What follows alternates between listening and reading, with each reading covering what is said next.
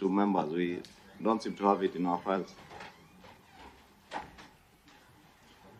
Are you making copies, Emigen?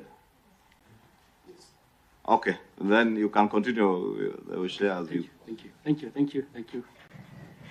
So our presentation will cover certain areas. One, the role of the chairperson of IEBC in the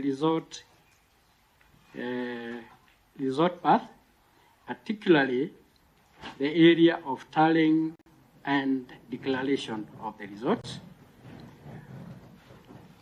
We will also cover the areas of corporate governance within IEBC and areas where we think there are certain conflicts within IEBC, either between the commissioners and the secretariat, the commission and the secretariat. We will also be looking at some recommendations of what we think needs to be done. So I will start by saying that the process of tallying and declaration of presidential results is shared between the commission and the chairperson. The role of declaring is purely the responsibility and the mandate of the chairperson of IEBC. The tallying and the tabulation of the results is the role of the commissioners. And here, when I talk about the commission, I'll be talking about the commissioners. The secretariat is separate. So, in our last election, or before the last election, 2022 general election, there was a decision that was determined by the Court of Appeal in a case that was taken by Maina Kiai and IEBC, where it was very clearly stated by the Court of Appeal that the role of the chairman is to declare results that have been tallied by the commissioners. So that was done before the 2017 election. However, as we came to 2022 elections, sorry to say that the chairman of the commission did not follow that decision of the Court of Appeal. And you can, it is available in the 2017 case, IEBC versus Maina Kiai and others.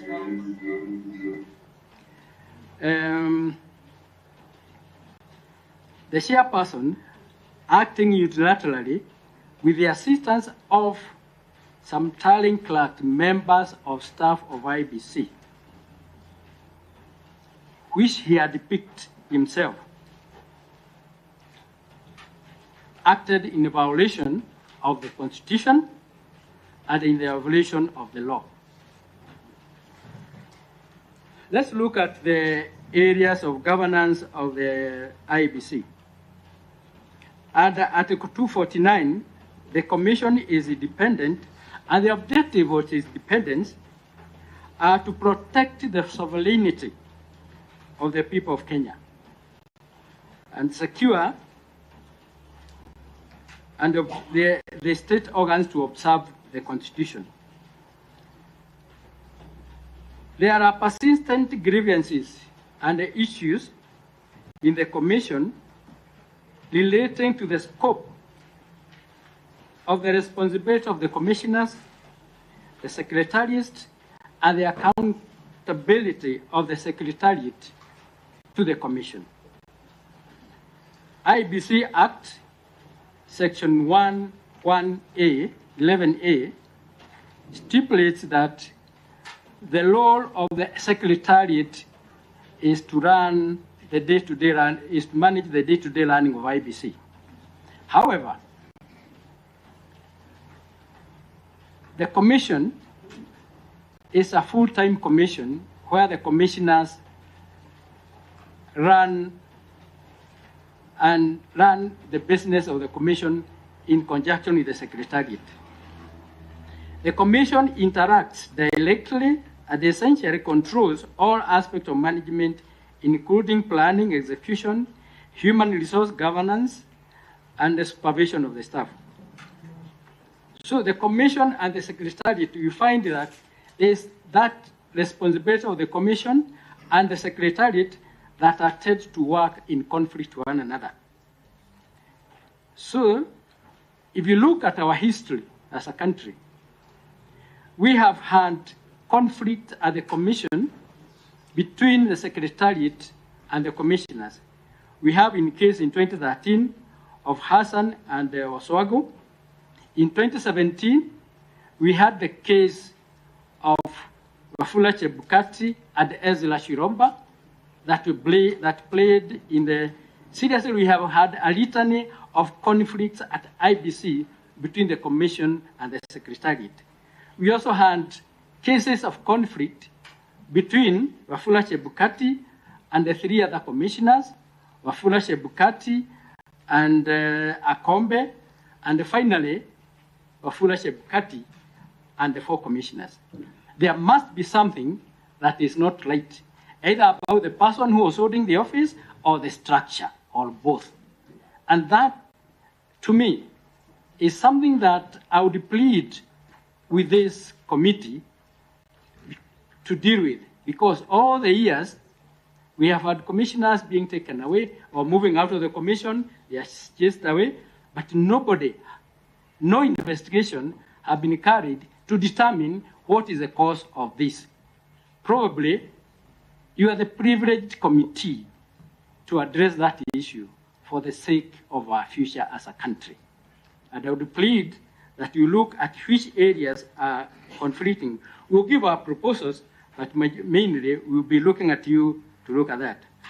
I also want to look at the removal of the four commissioners, generally known as the Shelela Four.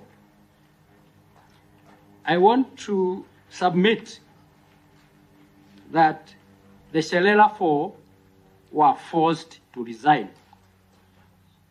It was never our intention to resign. And therefore, we'd want to ask that the reason why the Shelela Four were removed from office is because they questioned the process that the chairman used to declare the results. And my colleague will be coming to that in a short while. Our dissent to the way the chairman handled the tallying of the results in 2022 election was within our mandate, because it is for the commission to tally and for him to declare. Unfortunately, the commission was not offered an opportunity to do that. We never tallied the results from the constituencies, and they were tallied by a hand-picked number of people who worked with the chairman.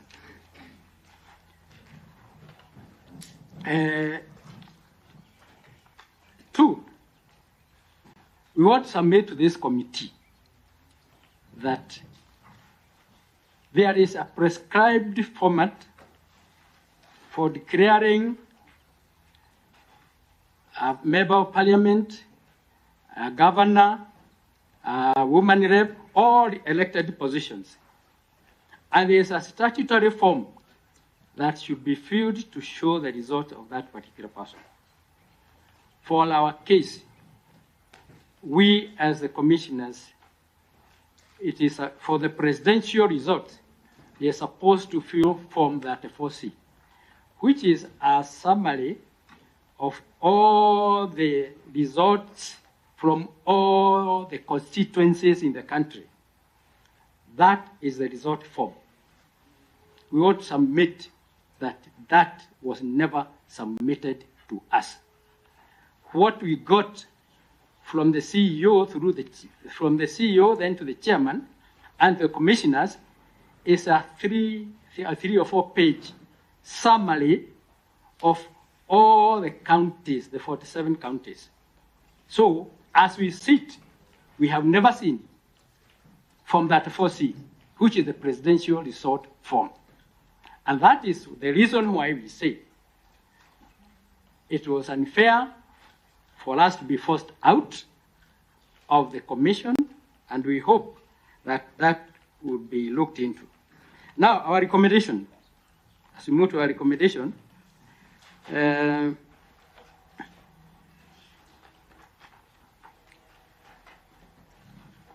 one, we hope that sooner than later, the IEBC Commission is going to be reconstituted as quickly as possible.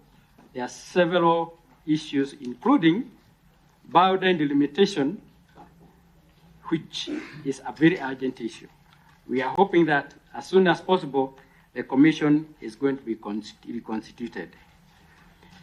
Now, number 2, the Commission, acting as a technical full-time commission, is essentially not only non-strategic, it is also policy-oriented. It must have elaborate rules for the commissions, responsibility of the commissioners, a framework to organize the commission in such a way that the commissioners are responsible for the directorate they head. What we have currently is a situation whereby the CEO of the commission is running the commission. However, the commissioners head certain committees. And I'll give you an example.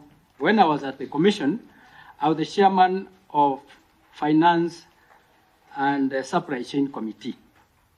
However, in the law, the work of the supply chain, the person who is answerable is the CEO. According to the Public Finance Management Act, he is the same person responsible for the finances of the commission. What is the role of a chairman of a committee like that one in IBC, even if you are a commissioner? Literally nothing. And that is what we find. And these are the legal issues which you think the structure of the commission needs to be addressed. And unfortunately enough, the Supreme Court did address itself and said that there needs to be the corporate governance within the commission need to be addressed. What we are proposing is that, one, we would like to request or to consider that we use the Ghanaian model of the commission, whereby we are suggesting the chairman of the commission with 2 deputies becomes the accounting officer. They are full-time commissions. We are suggesting that the commission be led by the chairman and the commissioners who are full-time and accountable. So the accounting officer of the IEBC should be the chairman of IEBC, so that we do not have a law whereby the resources are being accounted for by the secretariat and the commission is just there to oversee or to oversight. The responsibility of the commission to manage the elections in any country is very high. Therefore, I would suggest that we do not consider the commission like other parastatals or board of governors organizations. The Ghanaian model also, I would suggest, in the selection of the select committee that is going to be used to interview the commissioners, the Ghanaian model is also very good. I suggest that you can look at it. We don't have to adopt it, but we can adopt it according to what we want as a country to fit our country. I'm suggesting because the chairman of the Electoral Commission of Ghana is a former Chief Justice. Then they also have a former Chief of General Staff, a former IG of the police, and the other commissioners. But that team, in our country, I was also going to suggest that probably Council of Governors should be members of the select committee. You could have two people, one from the minority, one from the majority. These are our suggestions. It's for consideration. Finally,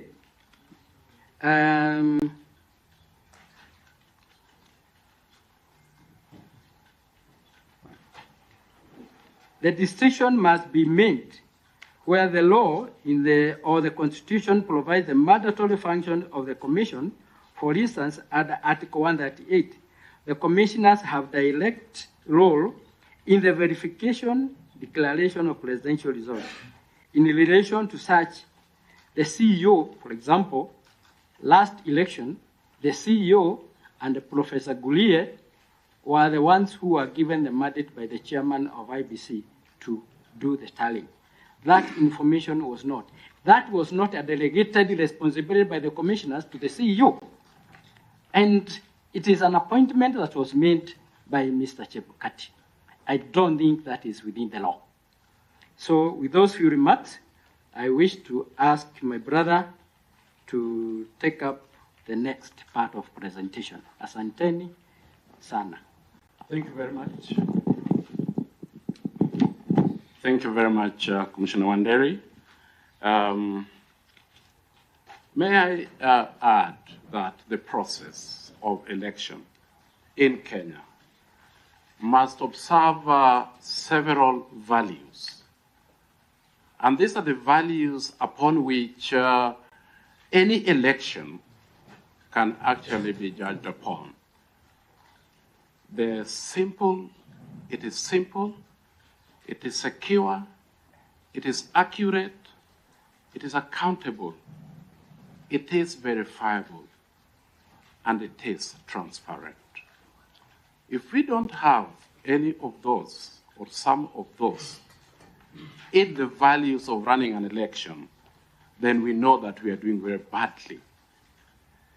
The Maina Kiai and IEBC case that came up shortly before the 2017 elections was around the issues of Article 86 and 138 of the Constitution and Section 39 of the Elections Act. And the upshot of the decision was, in fact, of timely electronic transmission of the election results, and also the materiality of results transmitted electronically, and essential consistency with results transported physically for tallying at the constituency tallying center. The effect of the Maina Kiai decision and amendments to Section 44 and 39 were intended to give effect to Articles 86 and 138 by legislating mandatory electronic transmission, which mirrors and has the same effect as the physically transmitted results declaration forms through the physical tabulation chain. And this is the reason why the country spent millions of money to secure an electronic voter system. Now, I just want to talk about the accountability of polling station results. And this is how this worked. And it worked according to how we had discussed. That by operation of Section 39, the Commission is statutorily required to electronically transmit tabulated results and an image of the result declaration form confirming the authenticity of the polling station results. The process for accountability of presidential results contemplated three things in order to achieve the verifiability and accountability under Article 89. First, the presiding officers are expected to send, one, a tabulated result of the polling station. Two, the image of the polling station results declaration form. And three, physical result declaration forms transferred to the returning officer. The technology investment by the Commission ensured the presiding officers could transmit tabulated polling station results concurrently with the image of the result declaration forms. The tabulated results will give the country a running tally of the results on real-time basis. As the Secretariat and the Commission and the country were tabulating, the running results from the fields will be seen on the screen. The tabulated results will give the country a running tally of the result on real-time basis. The presiding officers are also required to transmit the image of the result declaration form based on timestamps, location stamps, KIMS QR code, serial numbers, and other specifications provided in the KIMS technology. That is how it was envisaged. Now, how did we do it? The chairperson unilaterally took the decision to deny the country the benefit of a running tally based on tabulated results as a countercheck of the transmitted images and the results declared in the constituency tallying centers and the national tallying center. This was stopped. As commissioners, we therefore did not know the running tabulation. People at home that were doing this with us also were at a loss. It is because we stopped doing this. Some of us discussed this with the chairman and said, 2017 is a bad memory for IEBC. That is the time that the organization was accused of, I think it was called the Vifaranga computer thing. We were manufacturing results. And I said, Mr. Chairman, you need to organize this. And he said, I am busy right now, but I will sort it out later. It was never sorted out. By IEBC taking an ad hoc administrative decision in violation of Section 39 and sending an image, it ensured that it did not tabulate the electronic results. This deliberately put the country in the dark, and results remain indeterminate. Secondly, the IEBC failed to undertake electronic tabulation and publication of constituency tallying of presidential results. This violation had two effects. One, it ensured that the country had no electronic source to countercheck the results obtained from the portal. Nor did it have the benefit of tabulated results by the institution that is constitutionally mandated to undertake tabulation. This shifted, therefore, the returning officer's obligation under Article 86 and 138 to the chairman as the sole returning officer working with officials at the tallying center who have no statutory role or clear procedure of delegation by the commissioners. It ensured neither us as commissioners nor the country had effective accountability framework for the results. That was the upshot of that. The effect of the violations, willful omissions, and an ad hoc decision by the chairman ensured that the investment in the schemes was not used to achieve the objectives of transparency, determinacy, and accountability of presidential election results. It effectively resulted to keeping the country in the dark for too long, giving undue power to the chairperson in collusion with his preferred selection of commissioners and unaccountable staff, in total alienation of ourselves. The result management framework of the 2022 presidential election effectively mirrored 207 presidential declaration and derogated the gains of the Constitution of Kenya 2010-2016 amendments to the Elections Act. Minor care decision and immense investment in technology were all had gone down the drain. We maintain our position that the results of the 2022 presidential election are indeterminate, as they were neither tabulated nor verified by the commissioners in accordance with the process contemplated under Article 138.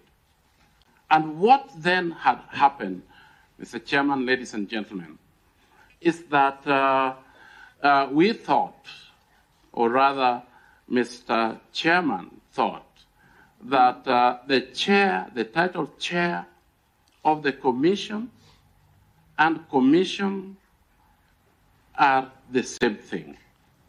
So if he was acting on behalf of the commission as the chair, then commissioners need not have to be there.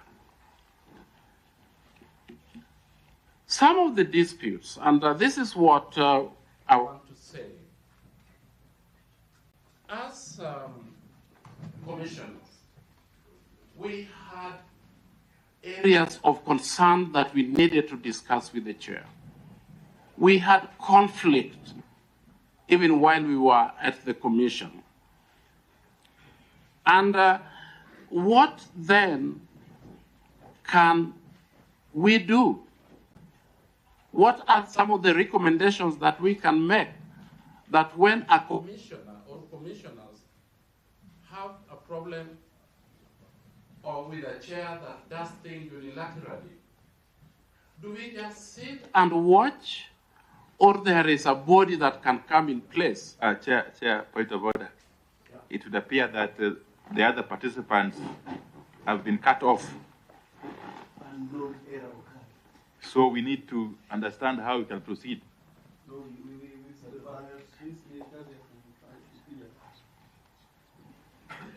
I suggest we pause. And are you certain, Secretariat, that they can hear us?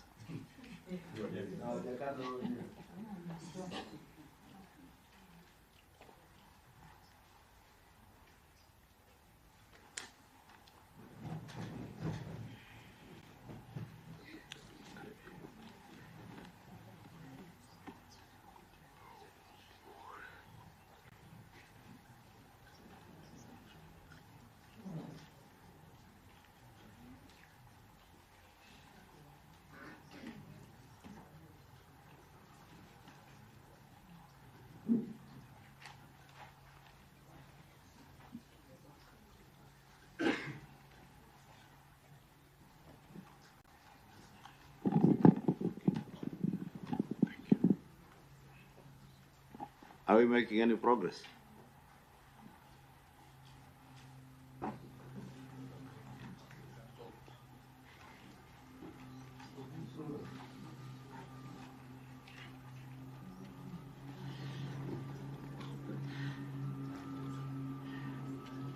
Probably, Nyangai will ask you, as you resume, to try and be a bit quick if we still have to hear them.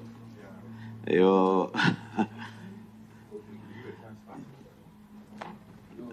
Or Thank we you. allow them Thank you, to, when they come on, to have their take first?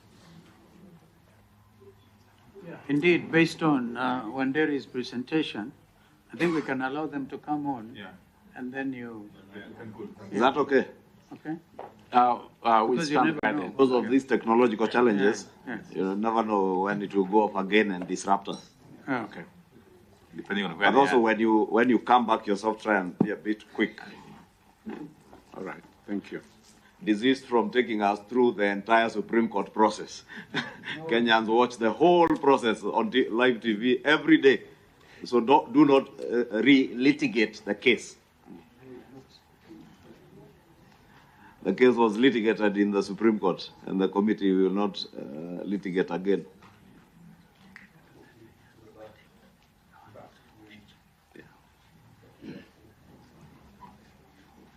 Are they back?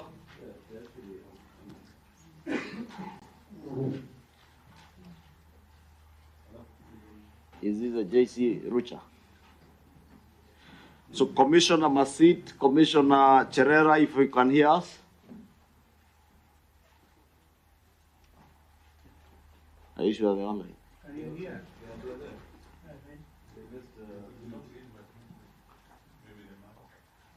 They've muted. Or you have muted.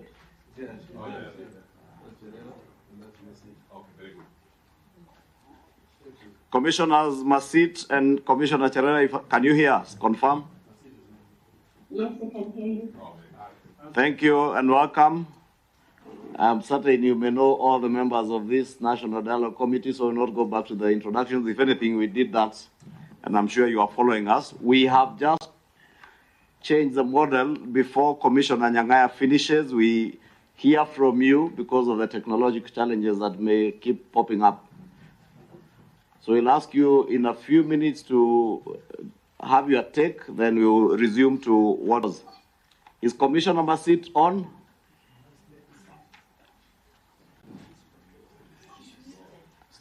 Commissioner Masit is muted. Thank you, co-chairs and the honorable committee. Thank you for the opportunity to be invited to give our recommendations. Sorry, I'm on, eh? Sorry, my other channel. Tell them I'm on. Sorry, thank you. Karibu, Commissioner Masit. Cherera, you may continue. Thank you. We did submit a written memorandum to the committee, and we stand by that. We only want the good of the commission and our country. What we, as the 4 commissioners, were taken through is not something that we wish any other commissioner, when appointed, to be taken through what we went through. So, in the good faith of our country, we want the next generation of commissioners at IEBC be people that will be handled with integrity that it deserves. And their voice will not be shut down, because as commissioners, we were there in the kitchen. We know what happened. Some of these things need to be spoken in a safe space. Commissioners, past and every generational commissions, and even to make it wider, the constitutional commissions that are there, they have something to give back to our country. Having commissioners and chasing them away, we lose a lot of the investment that the country puts on them. We only wish that we can have a safe space to talk about these things. Recording in progress. So that any other commissioner that is employed at IEBC will not be there just because of the salary, but will be there to ensure that things are done right and integrity is preserved. Thank you.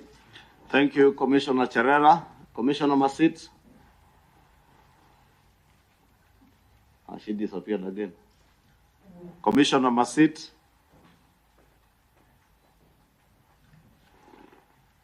Is she the one in steps? Yes. She muted again. Text her if she's somewhere. Okay. Hello? Can we ask you a question before you disappear? Maybe you hear Commissioner I think Masit. Masit is back. Yeah. Can you hear me, please? We can hear you We now, can hear Masit. you, Masit. You can hear me? We can hear you. If you don't mind, if you can touch your thank you. video icon. Thank you so much. Yes, it's the wind where I am. And thank you, bipartisan committee. Thank you, all members, for giving us this opportunity. I want to just say a few words because, as you know, I still have a case in court. I have appealed at the Human Rights and Constitutional Court on my removal, and some things are being canvassed in court. But I want to say in brief, what was done in Bomas was not verification and tallying of elections. When we were announcing, all of us, what we were announcing were unwritten summaries, which were to be taken, to be typed, and to be brought back for commission, and each commissioner to check what they had written and what they had been typed, if it is in order. It went one way. Two, when the results came, it came only in 3 pages. And it was a summary in counties which exceeded 100%. That's where the dispute started from. How could we announce results which are over 100% and we have not been given Form 34C or summaries we wrote from constituencies to confirm whether what we announced and what had been typed is the same? Up to today, we've never seen from 34C. Again, what happened in Bomas, we had not finished even announcing 27 constituencies. The screen was technically put up for Kenyans not to see what was going on. And when we asked it, it became an issue. In Bomas, we were removed from our committees. I chair Legal Affairs Committee. That's what I used to chair.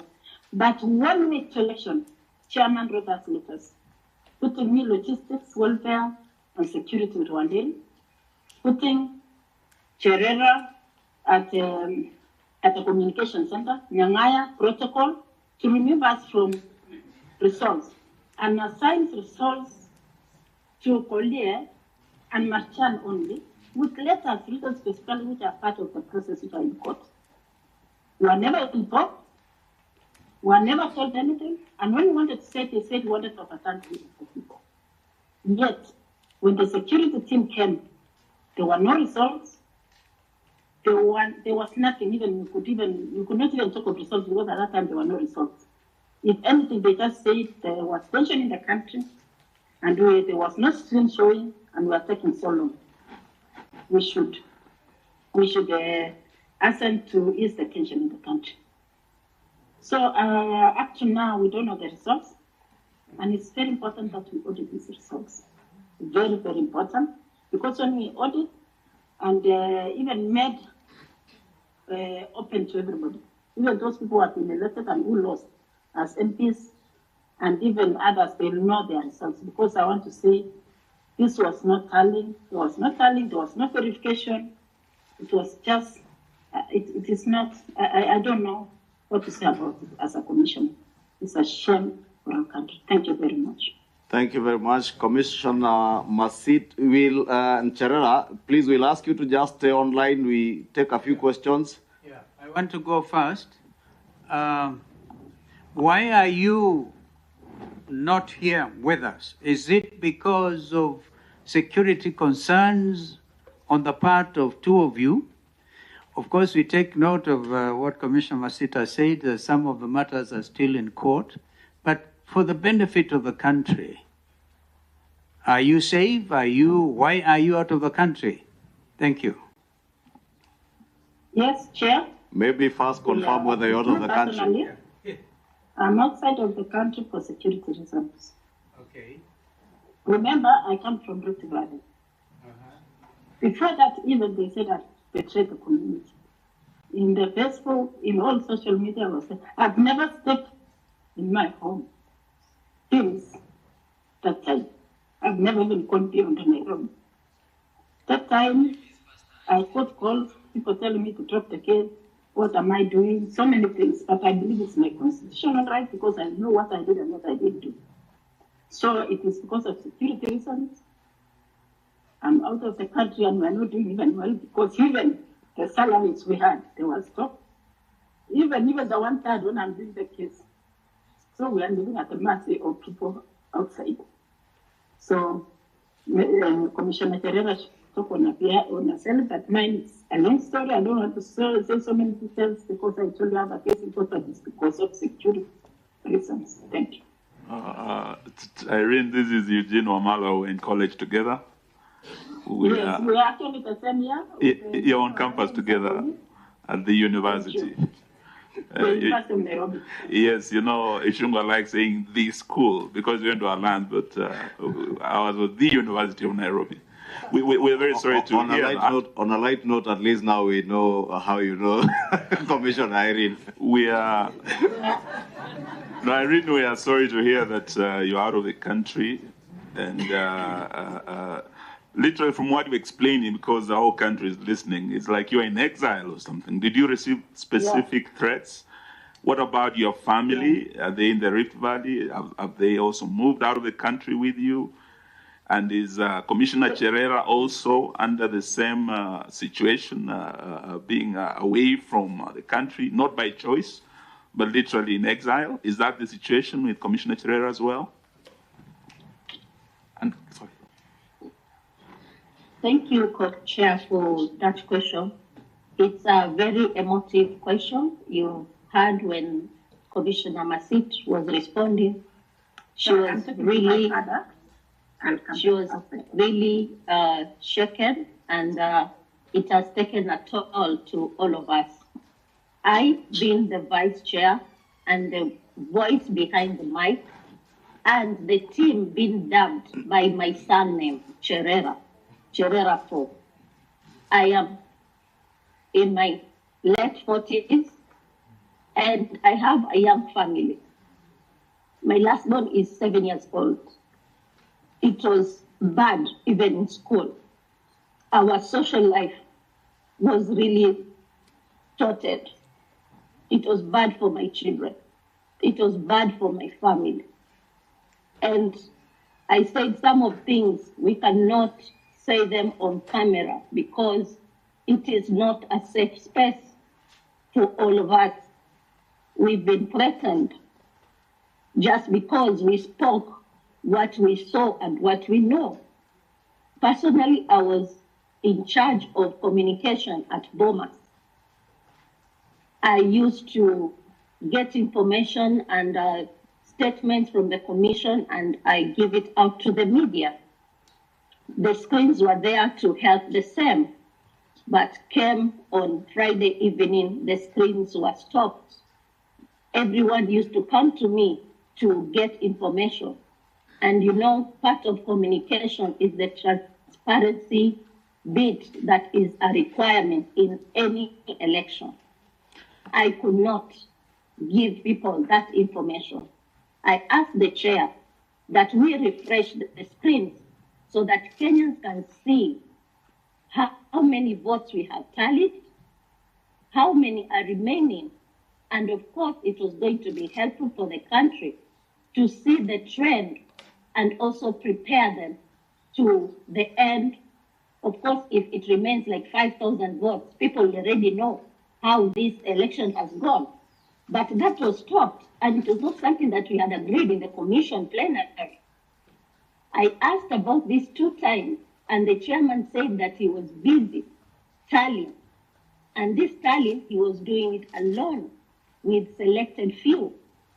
So all of us, even me as the vice chair, was kept out of this information. And that's why, even today, we will stand by our word that we disown this election presidential result because it was tallied by a few and it was not verified. As we were reading the constituency results, there were queries that were coming on our desk. We needed to get to know how these queries have been resolved to come to the final tally, but all that was not forthcoming. So our voice to disown the result has brought a lot of economic, social, negative impact to ourselves and to our family. When the security was withdrawn, it was withdrawn from our home and our personal security. And at that time, mandamanos were almost starting.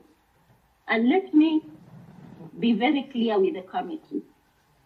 It was said on that fateful Sunday when people gathered in a church somewhere, I can't remember, and after the sermon was just Cherera 4 should resign, Cherera 4 should resign. And after that, the opposition started saying that they will go to the street because of Cherera 4, they should not resign. As a Kenyan, loving the citizens of this country, that was the day I decided that Kenyans will not go to the streets in my name and blood be shed.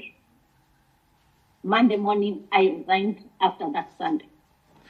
I did not resign because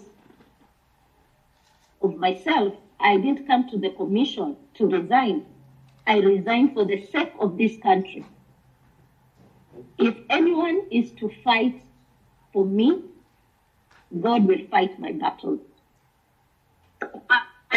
We conclude that since even to date, the Commission published the 2022 presidential election, I want to submit that this election be audited. The servers should be opened and a forensic audit should happen. Let us put this thing to rest. After the audit, let us move on. But I will leave it to the committee and the country to decide. Thank you. Thank you, Commissioner Chere and Commissioner Masit. And maybe Commissioner Masit, there is a question, specific question Honorable Eugene asked you. Did you receive any specific threats? And as you answer that, I put a rider to it. Were those specific threats from any specific people? Did you report them to the police? Have you recorded any statements of such threats? To Commissioner Cherera, you have indicated that you resigned, but there was an assertion that you had been forced to resign. From what you have said, it looks like circumstances around the calls for demonstrations and calls for your resignation is what made you resign, and you have asserted that you resigned to save the country from bloodshed and people dying in your name. My third question to you, Commissioner Cherera, you say you spoke on behalf, and you have rightly put it, the 4 of you are Christian, the Cherera 4. Maybe Kenyans liked you more than, liked your face more than, because you are more on TV, being in charge of communication, and that's why they were Christian, the Cherera 4. But, is she still there? Yes, she is. Okay. But you have asserted that you would communicate on behalf of the Commission. You have both asserted that you did not see any Form 34C. You did not tally. But Commissioner Cherera, I do remember you somewhere around Serena announcing results. What results were you announcing? Where did that tally come from, if you were not involved in any tally?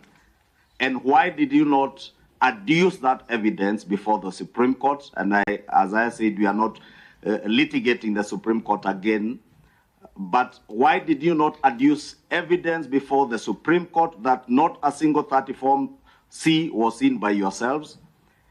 You did not adduce any single form that differed from the forms that were on the portal. The Supreme Court verified those results that were in the portal. And you did not, why did you not then, did you not trust, because there are things you are saying you cannot tell us, did you not also trust the Supreme Court of this Republic? Thank you, Chair. Thank you. I can come Thank you, first, Chair. and then Maybe Masit can go first. yeah, because mine are few. Thank you, Chairman. One, I want to say for record that I was threatened, actually before I resigned. And that one, it's on record in my case in court. And my lawyer is aware. My lawyer is Donald Kikori. And I think if you want to hear more, maybe you can invite him to shed more light, because that is in court. But I was threatened that time, that one I said, but this one, it was urgent. I could not do it because I could not report because people followed me. I ignored for some time. But that night on Saturday, going to Sunday morning, people came to around my gate, and I had to sneak actually with pajamas through the back door gate, took a motorbike, went to, let me disclose the committee in confidence, went to Nyanaya because I could not trust them. Commissioner. Yes. Yes. I would just beg you answer the question straight up. Did you report to the police? Because that was more of the direct question. Or you reported to your lawyer, Donald Kipkorir?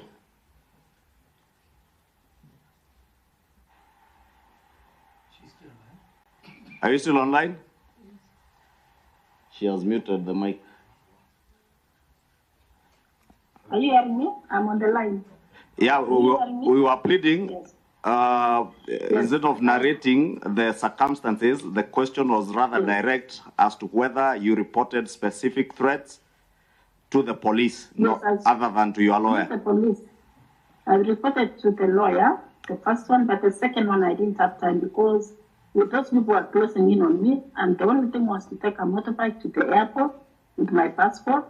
So the straight answer is that you never reported to the police. And left the country that night. You never reported to the police, you reported to lawyer Donald Kipkorir. No, there were two threats. The first one is to the lawyer, because I was still in the country. The second one, when I left the country, it was at night. I took a motorbike to the airport, paid cash, and I was the last one in the manifest, and I left that night. I didn't have even time to report because I was saving my life that time. So you did not report to the police? Yes, I didn't report that one when I was leaving. Because I told my the incident, let me get it right, Commissioner, the incident happened at night? Yes. You took a motorbike at night? At night? To the airport? I left the country at night. You left the country at night? Meaning you also got the ticket at night? And a plane was waiting for you at night? Okay. That night around, late night. You had a ticket ready? I think the last one. With a ticket ready for an international flight? I caught it. I had to get a connection from Kenya to Amsterdam. Because that time I didn't have an invitation to US where I am. I had a ticket for Canada. I had, a visa for Canada and US. But for Canada... Commissioner Masit, I'm asking another very direct question to you. Commissioner Masit, I am asking another very direct question to you.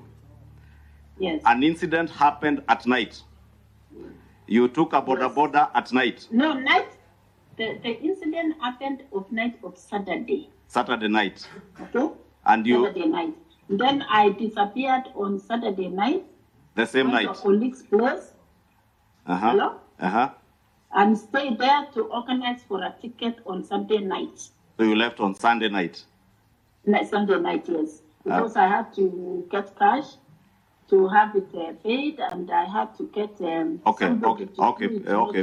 Maybe I was with a person at the airport. That's good enough. I'm sorry, I'm pushing you. I'm just trying to save time. Yes. Maybe Honorable Commissioner Cherea can answer the other questions. Finally, before I finish, Chair, allow me just to say thank you to Honorable Eugene Wamalo. He's my yearmate at the University of Nairobi. When he was doing law, I was doing here, and then I went to do law later. That's the reason why I could not resign, because the truth has to come out. Somebody has to stand for my colleagues who that time also they were facing the same. But I had to. The fact that I come from Rift Valley, nobody wants to see me there. I'm vilified. I'm called a betrayer, traitor. They say even betrayer is worse than a murderer. That's what they call me nowadays. I was removed from all WhatsApp groups. and I'm suffering here. You people, you need to listen to us. We sincerely of elections. Thank you. Thank you, Commissioner Irene. We sincerely sympathize with you, and we pray for your safety wherever you are and whenever you come back here. But we would encourage you to have all those reports made to the police so that if there are specific threats, they're investigated. Commissioner Cherera? I cannot come now until you are ready. Thank you. Commissioner Cherera? Thank you, Co-Chair. Co-Chair, you said that at Serena we had our own results. I wish that committee will play the clip at Serena Hotel. We did not have our own results. What we said is that the results that were going to be announced, we disown them because of the manner of opaqueness that last phase was handled. That's what we said. We didn't say that we had our own results. That's why we are saying now that results need to be audited. And this is not of our own. It is even in law that any elections need to be verifiable and can be audited at any other particular time. So it is not something that will begin now. It is there in the Election Act. We emphasize that it should be audited and the servers to be opened. Chair, my name is Catherine, and my sister Cherera. In your own words, you said the results were handwritten, and the results even exceeded 100%. And how come you never mentioned this to the Supreme Court? You're mentioning it to us here. And those you brought as even the substantiators of the same never brought it and never, substantiated anything. In your own words, surely. Honorable Committee, I will also invite you to my affidavit to the Supreme Court. Whatever we are saying now, it is in our affidavit that we filed at the Supreme Court. Unfortunately, it's like nothing or not everything was read through. We explained everything that we said, and after the Supreme Court gave its ruling, we said we abide by that because it is the apex court of our country. And as law-abiding citizens, we said, yes, we accept it. And from that day henceforth, the Cherera folk have never spoken until today. Let me submit to this honorable committee that everything we have said, it is in our affidavit. Okay, the Commissioner, I will request that you allow us, you just stay online, hear a few more questions, then you can note them and answer them together. Honorable Governor says. Thank you, Chair. Let me appreciate the two commissioners, Masit and Cherera, who have seen it fit to participate in this sitting, and we appreciate that they're there. I have a few questions, and not necessarily to Cherera or Masit. I think even the commissioners physically present here may want to answer. Number one, the law has been that the final announcement of the presidential vote is actually what is announced at the polling station. And that is what is called the Form 34A. And we have 46,229 polling stations that I need no mention. But I'm just wondering, when Commissioner Wanderi says that they were not tallying as commissioners, did you actually think that 7 commissioners had the capacity to physically tally the 46,229 forms and be able to give the results within 7 days as the law states? Number 2, the matter went before the Supreme Court as a petition. would you say that the results declared by the chairman were inconsistent in any way with those that were declared at the polling stations? And that brings me to the final statement by Cherera, where she says she wants the server to be opened. And that has been the language, open the server. The secretariat was here, the IEBC secretariat was here. And I remember I personally asked the question of the server because I thought we need to understand what's in the server. And the ICT director said, whatever is in the server is exactly what is in the public portal. That any Form 34A is what they have stored in the server. There's no difference. So what is it you want the server to produce if there was no inconsistency? Or maybe you know of an inconsistency that you should have taken before the Supreme Court. So was there any inconsistency? I think that's the bottom line. Can I also? I wanted to also, this is Hassan Omar. And I, like Cecily, because I probably would want you also to benefit from some of the questions we will pose to your two colleagues here. You know, I had a lot of reference to the Maina Kiai case. But the true import of the decision of the Maina Kiai case is that what is declared at the polling station is the actual result of that election. This tallying you're talking about is simply arithmetic.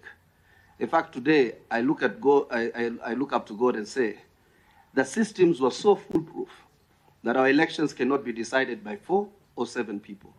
The whole world was monitoring. And in fact, this idea of the server is almost an idea to try and camouflage the fact that there was a result which was verified and those forms that were tallied.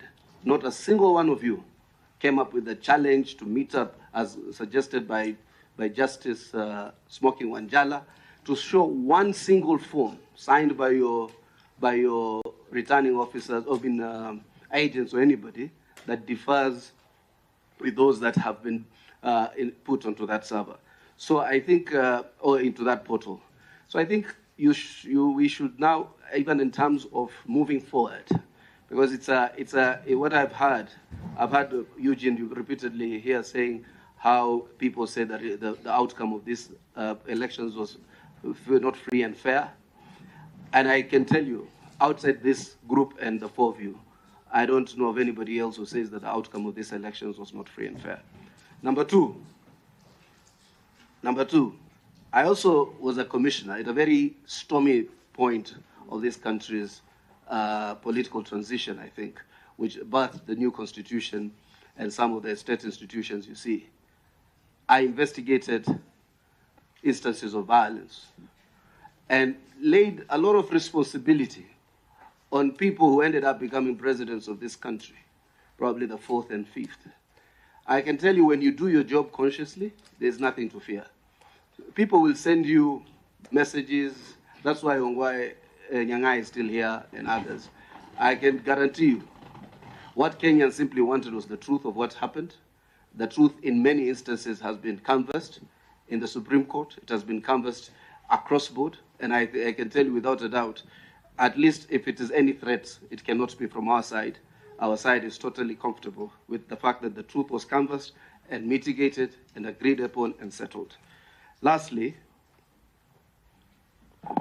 there are a lot of other things that we do not want to go into. There is evidence that was adduced about your meetings, the 4 of you, with Tuju in apartments in Upper Hill, paid for by Ngonga, who was my college mate. People who, the National Security Council membership coming here. Senator Wako was clarified why he was here in his personal capacity and the unfortunate circumstances that met him here. The person who came here on behalf of the Security Council is today's CDF. Trust me, the evidence, if we were to pursue the attempt to sabotage this election, would have been overwhelming. That's why we are saying sometimes let it rest. Let it rest. I can tell you without a doubt, these matters have been canvassed and settled. I can tell you without a doubt, the truth is in public play. I can tell you without a doubt, some of these lies are no longer holding. There are just a few of you who continue to believe in that narrative, and they'll continue to perpetuate it. But every submission that has come here has actually given credibility to the elections. Honorable Eugene? Yes, I just wanted to mention something that I think it was Cherera or Commissioner Masip mentioned, that when the security team came, at that point there were no results yet, because there had been an attempt to taint the name of a very distinguished professional career soldier, General Francis Ogola. I think my colleague Omar has referred to that. Thank God, due to the Tonje rules, he is now the CDF. I am happy that you have mentioned that when that team came, they did not come to threaten anyone or to change the results or to overturn. I think for the record it is important, because that was something that went towards tainting a distinguished career of a career soldier of our country. The second issue is the issue of whether you, the commissioners, tallied these results or not. I think listening to the four of you, you have said you did not. We were hoping Chebukati would be here, the chair, and he has denied the country the opportunity to hear both sides of the story in a very arrogant manner. We'll be dealing with that matter shortly. The tone of his letter, the arrogance, is something we will deal with. And I think I would say high-handedness with which you are talking about. And you're not the first commissioners he has differed with. He differed with Commissioner Akombe, differed with the other three commissioners in 2017, with the four of you, with Chiloba. It cannot be that the four commissioners, three commissioners, Commissioner Akombe, Chiloba are all wrong, and only one man called Chebukati is right. There must be something about his personality which goes to the root of the problem, because Article 138 is very clear, and the matter came up before the commission, before the Supreme Court.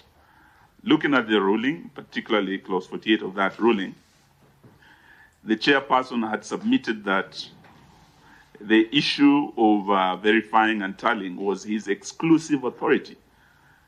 The Supreme Court differed with him, and the paragraph 49, they were very categorical. And if I may read that, we find that the chairperson cannot arrogate to himself the power to verify and to tally the results of the presidential election to the exclusion of the other members of the commission, meaning yourselves. And indeed, Article 138.10, this is what he's been relying on, because he's saying as a returning officer, it was his prerogative.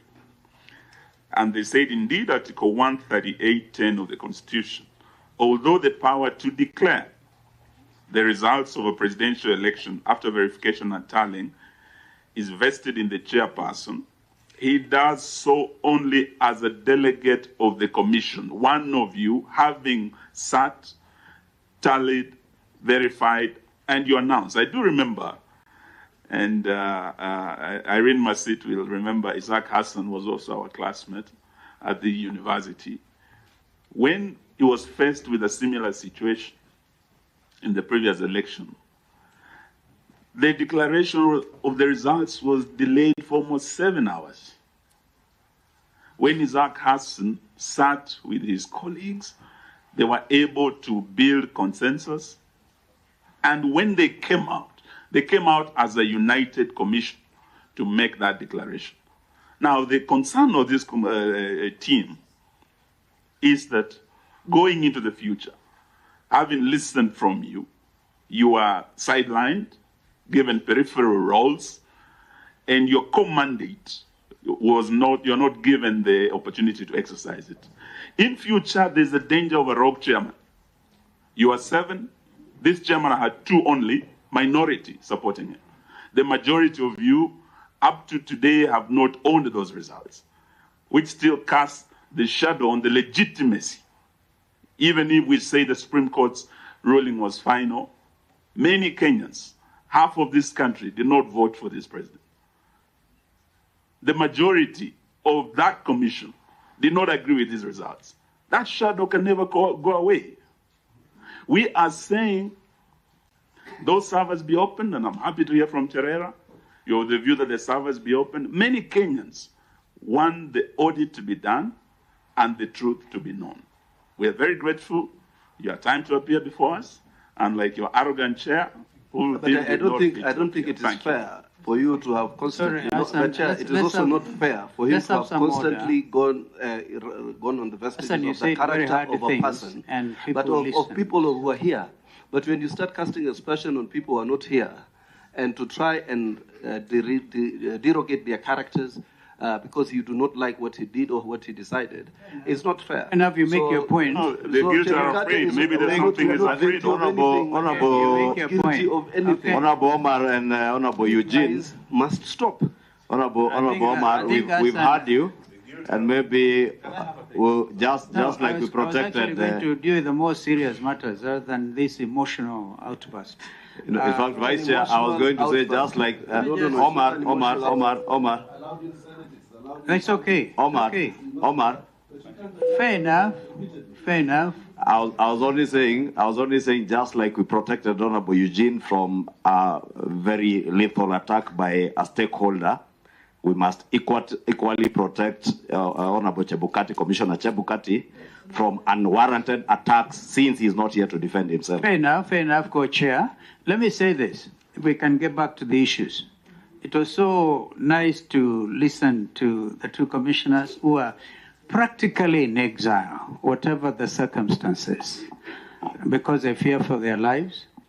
Some of the clarifications we'll probably get from your colleagues. But the important thing is you stick to your guns and you say those results were not proper on account, among other things, of the absence of Form 34C. We heard that from Commissioner Wanderi, that is what actually should have been announced. And even then, and I think actually, come to think of it, these commissioners have afforded us an opportunity as a committee to even do an audit, come to think of it. It's part of a serious auditing we are doing. So we really owe it to them. We'll do the Chebukati matter after this, and I think that should bring closure since he's not here for reasons best known to himself. But Form 34C,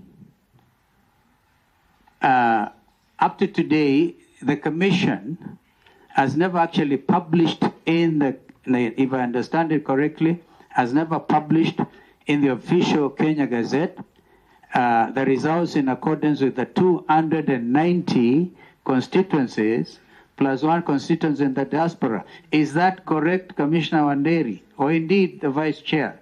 And what we have is a tabulation from the counties in contravention of what the law says. That was my number 1 question. Honorable Eugene has elaborated very strongly on the other issues. When there was, for more than 7 hours, this we also had, there was a blackout at Bomas. And therefore, the 26 constituencies were then not announced. The understanding was that Professor Gulie was to announce the remaining 26, perhaps with the authority of the chair. What really happened at Bomas? We want to know, because we have heard that, according to others, that there should be a commission. In fact, that is public knowledge, because Chebukati has written an open letter, and he says there should be a commission of inquiry to establish what exactly happened at Bomas. What would you say really happened, which gave rise to the confusion? And then, of course, the Supreme Court in its ruling also said that, and I wanted your comment on the Secretariat itself, even as presently constituted. Would you recommend that this committee looks at the work, the composition, the competencies, the heads of those other directorships or directorates? And by the way, were you guys present? I'm sorry, that's unparliamentary. The four of you, did you have any idea whatsoever on the printing? And did any of you go to inspect the printing by this Greek company, which had won? One day you were part of the procurement. Indeed, that was your responsibility. What would you advise the committee with regard to transparency when it comes to printing of election materials? Because we also have it on record that some commission materials were apprehended at the airport. So at that point, you're all acting together. Was it the negligence on the part of the commission as it then was? Yeah, because we have the legal position, which is very clear, the ruling by the Supreme Court, nobody is contesting that. But we have the issue of legitimacy, which is part of the reason I think this committee was constituted. We want your comments, because the Supreme Court said that what Chebukati had formed with that team, which was advising him as a chair, which gave him the results to announce, even the Supreme Court in its ruling, in its finding, announced that, they were able to pronounce themselves on that as an illegal group. So what would you say to all this? And I want to urge that we desist from emotions and emotional outbursts even between the commissioners, because it's beautiful. We are doing the audit. We must continue to thank the media. I'm quite sure this is one subject that is of great interest to the country. Thank you. Yeah, that is. It's not, there are no emotional outbursts. People are protesting where there is somebody's character. No, but we're dealing with lives of Kenyans. We have to, when you want to get a proper cure. Kenyan's life. Yeah. Okay, thank you. Thank you. Let me just say and go for his character. One thing. I'll be very brief. Let's have some. Yeah, I'm happy that now we are back to our senses. Mine is very, very brief, and I want to thank the four commissioners for having taken their time to come and shed more light on the issues surrounding these elections. And I also want to thank the host country for giving the two commissioners political asylum. And I hope they are safe. I just wanted to find out before they muted whether the threats they received whilst in Kenya have continued to follow them even in the country of asylum. If you could clarify whether you are still facing these threats in your asylum. 2, I want to know from the commissioners, now all of you, in the final analysis, having said all that you have said, what, in your opinion, could have been the reason for Mr. Wafula Chebukati to single-handedly, together with the chosen clique, undertake the tallying of election results and eventually unilaterally announce them to exclusion? What could have been the motivation? Because that is important. We could speak until the cows come back. But what could have been the motivation for Chebukati to exclude all of you, at least the 4 of you, from this very vital process, at this very vital moment in the electoral process? 3, and finally, actually, we were told here by the IEBC CEO, Mr. Marjan, Hussein Marjan, few days ago, that when he brought the final tally of the presidential election results to the commissioners, I presume he meant the chairperson and the 5 or the 6 of you, that the 4 of you, the now famous Chaera 4, retorted that the margin was too small. I'm just paraphrasing him. The margin was too narrow, and that the results could not be announced, therefore, in the manner they came. I want you to take this opportunity, because this is the only opportunity you have, to respond to that very grave accusation. That immediately you retorted that the margin was too narrow, you took off, that even him, he got surprised, that you took off to Serena, and he only saw you on television. So that was a very serious allegation or accusation leveled against yourselves. What is your take on that? But finally, the 26 or 27 constituencies whose results have not been declared, it is on record, both from the testimony of Marjan when he was here and also I think in the Supreme Court, that those results were supposed to be declared by Ward Ngulie. What is your take on that? Declared or announced? Announced, sorry. To be announced. What is your take on that? And bearing in mind that chaos broke out at Bomas when the chairperson, that is Chebukati, and other commissioners, I think Ngulie and Boya Mod, had climbed down to the podium. So, in your view, was that the moment when these 27 constituency results were going to be announced? Or what was it? Thank you. Chair. Let's Yeah. Because he's not had something, then says, Omogeni says, Catherine, in that order. Okay. Yeah, thank you, commissioners. Can I have one go? You know, we are here because this is for posterity. We just want to know the truth. Co-chairs. Yes. There are so many questions. I wish you let us respond to some, then we move to others. I guess this is the final one. Probably. By the some could be related. Yeah. Yeah, just not so that the ones that are related, you don't have to answer me and answer Opio if we ask the same thing. Answer generally. Yeah, you know, this we are not in court one day. This is for historians to record. That's why we are undertaking this process.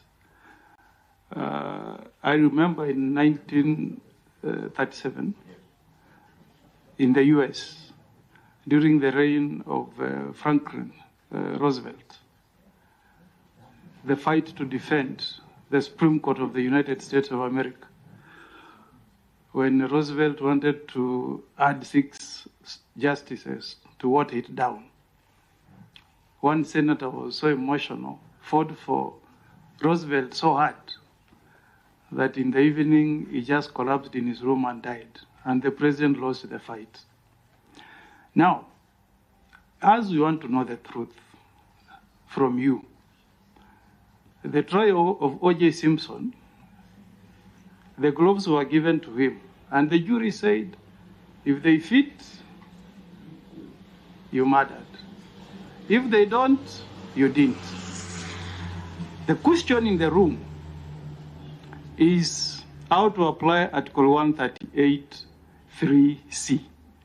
The Supreme Court has said in paragraph 49 that the chairman cannot arrogate himself the power to receive the result from the polling station, as Commissioner Omar says. The Supreme Court says you receive the results, and the chairman and you, the 6 of you, supervise and oversight the tallying. That if you did that, then the constitution standard was met. The question I am asking, did the four of you participate in a graphic form? Did you participate in receiving results? Just give me like a returning officer has come from Borabu to Bomas. He has the results Senator Omar is referring to. They arrive at Bomas, and you are supposed to verify and tally the results. Did you collectively, in compliance with the Constitution, jointly verify those results and tally? If you did not, you tell us it goes on record. You did not, we know that was only the chairman. Therefore, that will be contrary to the provisions of Article 138 and the findings of the Supreme Court. I wish I can hear that from each one of you, the four of you. Then number two and final. You know, this constitution that we all say the supreme law of the land, in Article 86, obligated you as commissioners. It says that that is voting. In every election, you as IEBC will ensure that whatever voting method and the system that you deploy, you as commissioners, must be simple, accurate, verifiable, secure, and accountable.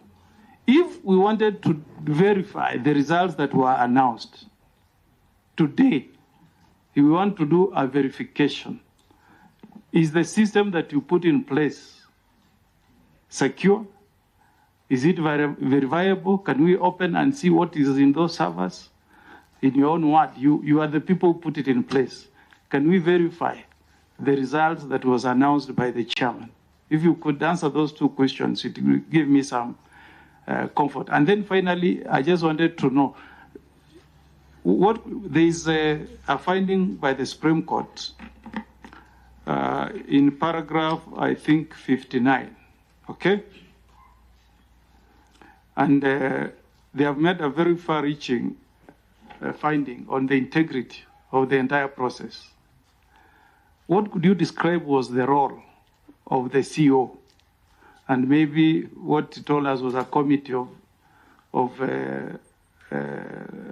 I think, verifying and doing the tallying of the results. What role did they play? If you compare your role as commissioners vis-a-vis the CEO, who would you describe as the person who was very central in the tallying of the presidential results? Thank you. Catherine? Thank you, Chair. Mine is just one specific question. The Form 34s kept on streaming in, and we were seeing it live. You continuously filled these forms by yourselves, especially, okay, I'm sorry to call you the Cherera 4, but the four of you were seen on record. 6 days, 6 nights, you were announcing the results day and night. Which results were you announcing? And which results were you reading if there was no verification? Are you sure you were announcing your own stories, or that was even hot air now? Thank you. Chair, I think very related to Mheshimiwa Catherine's question. Actually, the question is, out of 46,229 stations, you actually announced results of 46,202 polling stations, because the last ones that were not announced due to the skirmishes that were happening there were 27. So which results are these of 46,207 polling stations that you people announced for the last 6 days, 6 nights? Who tallied them before you came to announce to Kenyans when you did? And why was it a problem that the last 27 polling stations were disputed? 27 constituencies. What happened that they were not announced. Maybe you tell us exactly how it is that Ngulia could not even make an announcement of the results in the 27 constituencies. According to the IEBC Secretariat, they said, and this is, I may not paraphrase the CEO, but this is what he said. When the results, he said that for every polling station that was announced, the results were verified by the agents of the various, of the presidential candidates. They would verify the results based on what they had received themselves from the ground, and once they were satisfied, the results would be announced. Now, why is it that you're trying to create a narrative that these results were not true, yet you announced them yourself for the past 6 days? And one of you actually in your press at Serena said, we've been working very well until this morning. Very well until this morning. That you found the gap was so narrow, you said you will not accept that. One of you commented that in that meeting of the final 27. You will not accept, the gap is too narrow. So whose interest were you representing, if I may ask? Lastly, just from where Governor Seza stopped, indeed at the Serena conference, Commissioner Nyang'aya, you are the one who averred that you have worked so well until this morning. And therefore, if you had worked so well and you are receiving results, they are being verified, and we are all in Bomas. I was in Bomas myself. The whole floor of Bomas, that is the exercise that was going on, of receiving, verifying, that verification being done even by party agents, including our own party agents, who unfortunately, on the fateful Friday when there was violence here, you saw even their gadgets being stolen on the floor, the full glare of the media. So, until the day you went to Serena, everything, in your own words, seems to be okay and you're working so well. 2, you have said that the commissioners, and even in your presentation, Commissioner Anderi, you said you did not, the commissioners never verified he was chairman and a group he had selected. I would want to know, in your own understanding, if the commissioners are to verify, did you logically and with all practicality expect that from the 40-something thousand forms coming into Bomas, 7 of you were expected to verify and tally yourself, 7 of you, and that question had been asked by Senator Omar earlier. And in all previous elections, you may not have benefited from conducting another election, but at least 3 of the other commissioners had conducted another election before you. Did you logically expect that 7 of you would sit somewhere, tally all the forms? You have also said you had never seen any of the Form 34As, 34Cs. They are all on the portal, IEBC portal.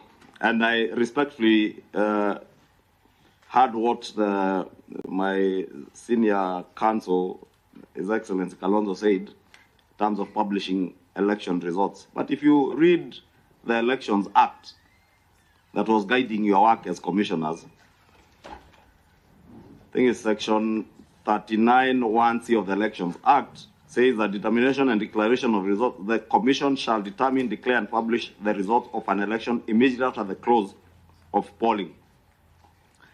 And 1C says, for purposes of a presidential election, the commission shall publish the polling result forms on an online portal maintained by the commission.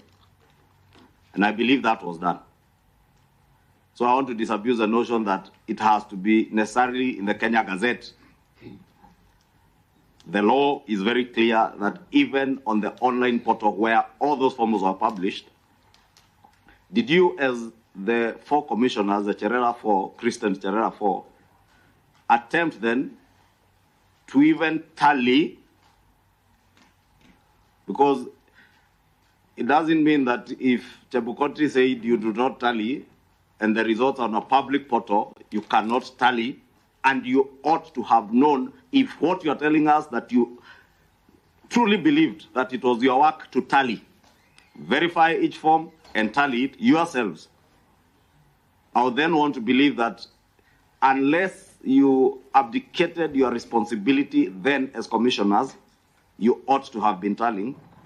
Did you have an alternative tally that led to the assertions that were being said at Serena, that the gap is too small? You do not agree with the results, and as has been said here by other people who are presented before us. Lastly, you are here, 2 of you, and Commissioner, I don't know whether Commissioner Cherera is out of the country or here. Commissioner Irene Masit says she's out of the country on security concerns, which have not been reported to the police other than to her advocate, Donald Kiporin. Maybe, I don't know if he runs a police station in his office. You are here yourselves. What level of security do you have?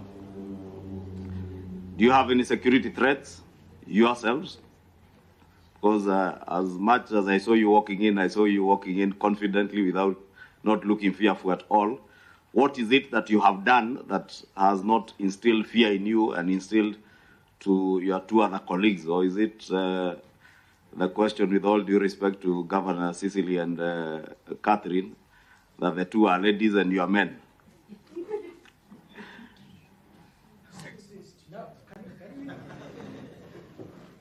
On a light note. Yes. Go ahead, Commissioner. Was that Masit? Commissioner Masit? Yes. Yes, I want you to allow me to... And I don't know why you didn't. Did you want us to see you, Commissioner? I don't put a lot of time. Commissioner, are you able to unmute your video icon so that we are able to see you, to be certain we are speaking to you? Actually, I'm having challenge. It's my phone. Okay. I'm trying to... Okay, go ahead. But Go ahead. Me, I'll do it after. When I'm through, I'll do it when the others are speaking so that you can see me. Okay, so that I take time to open it. Go ahead. Okay. What I'm asking is to pause where I am. I need to go somewhere, so I want to finish and then I just follow because of anything. One, the issue of Kulia not announcing the 27th. Actually, when we had met and agreed at 10 a.m., that day 10 a.m., Kulia was to go and announce. So to say that he was to announce and then the fracas started, it's a lie. He should have announced before even the chairman could announce the results at 4 p.m. So the reason why he said he wanted to announce and the reason why he didn't announce, he knows the reason why, because he kept them personal and never announced. So he delayed, it was from 10 he was to announce, but he didn't do it. The reasons, I don't know. 2, somebody said, why were we left out in the tallying process? Actually, when we joined the commission, they called us green-ons. They started isolating us. We have plenary minutes on issues. One, it was on tender process, which we didn't agree. It's on record in plenary. Cutting returning officers in consensus, they did alone. The 3 of them, they said we were green-ons. It's on record on plenary records in the commission and other issues. So it's not something which started in Bomas. It had been there, but we thought for the sake of the country, we needed to work together as a team. My threats were in 2 phases. My first threat was on to resign as a commissioner.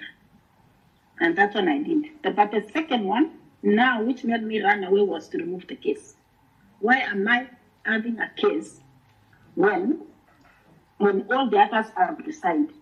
And due to make it worse, you're spoiling for our province or our region or our community. So it's good to be on record. The second threat was to remove and do away with the case. So, and I could not do it. I could not. The tribunal, it is them who brought the tribunal. So if it is to withdraw the case, it's them to withdraw, not me. So that was the reason. Another thing somebody mentioned about Tuchu, that we are seeing with Tuchu. I want to deny that one, especially me personally, because Tuchu and Chupili took me to court. That time when I was appointed as a commissioner and said I was another ball. So how could I work with Tuchu when already I was having a case to be removed? So in that case, it is I cannot buy that one in. It is just it was just to tarnish some of us to show that we were with Asimil. So that one I cannot buy it in. Whoever said it. The issue of ballot papers. One of the chairmen mentioned that we went to Greece and they want to know what happened. On my side, we went earlier with Nyangaya, with Kulia. And I want to be on record that when we were in Greece, we didn't even know that there were two ballot papers. Ballot paper 1 of 1 and ballot paper 1 of 2. And that's why we are saying we should open the servers, include even ballot boxes, because we don't know if all the ballot papers, the two sets were used or not. Because when the issue came out, it was agreed in Bomas with all political parties that ballot paper 1 of 2 should not be used and should be kept. And ballot paper 1 of 1 only was to be used. So that's the issue which I discovered myself after the second group went, and then the political party said, how come we have two types of ballot papers? But we were to have only ballot 1 of 1. How ballot 1 of 2 came out, it was not discussed at the commission, and it is not even on plenary or on record. So that's another issue. When we open the ballot papers and do the auditing, that issue needs to come up. When Merchant said that we refused the timing because the margin was too small, I want to say first, there were no results which had come out. The dispute was on the 100%. It was 100.001. We were saying in counties, how come results go beyond 100? And I want to say that every vote counts, even if it's 1 vote. So even if that's why they say 50 plus 1, meaning even if 1 vote, it counts. So we should not say because the margin was so small that some votes should not count. And I want also to say, when we were announcing the results, we had a team, we had done elaborate, that's why we were working all together nicely. The returning officers were to come to the down of Bomas, sit with political parties agents and give us a summary to announce. So what we were announcing was summary. And that summary was to be taken to be typed and to be brought now, and each commissioner to check what they announce if it's matching with the typed work. But I want to tell this committee, the summaries went one way until today. We've not seen them. We've not seen what we announced, if it's matching what was typed. And while I was at the tribunal, we asked for those results, including from 34C. And it is on record and unanswered. Chebukati answered that all the results we pulled down because it was very expensive to maintain the system. So, one, we could not verify or check what was there because we were told the system had been removed and it was very expensive to maintain. And that one is even in the answered report of the Mutemile Tribunal. So the issue of somebody saying we should have gone round and also do our own research, it was not possible because 26,000 and everything you cannot do unless you have something, a paper and everything. The system, the process of the role of CEO, I want to say, this one also is in my case, the chairman wrote to have letters sealed specifically everyone. Me, I was taken out of the legal section, and the results, tallying and verifying at Bomas after announcing, the chairman put it in writing, it was Kulie and Marchand. So we have those letters, also it's in my case. So it was very clear when somebody says, why didn't you participate? We were given firm instructions in writing. Now, the issue of asylum, I want to say As of now, I've not taken an asylum because I have a case in court. When you take an asylum, it means that you don't owe allegiance to that country you're dealing with. I'm on a visitor visa, and if issues are sorted out, I'll be coming home, and if not, because the case, until my case is over, I'll not come home. Because the issue now, which the problem I have is to do with my case. So I'll seek to extend my visa until I see that case is done and finished. Finally, I want to thank the committee for giving me this opportunity to answer most of what has been said, but I believe my colleagues will do so. Thank you very much. Thank you, Masit Cherera. Commissioner Cherera, your final. Commissioner Cherera. Yeah, she's okay. Thank you, co-chairs, for this opportunity. Let me talk about procurement in IEBC, about the ballot papers. Procurement is under the Secretariat, and by the time we were recruited in September 2021, most of the strategic materials were already procured, meaning that they were already advertised and the process was way past. So we've had issues with the way things were done when we first arrived.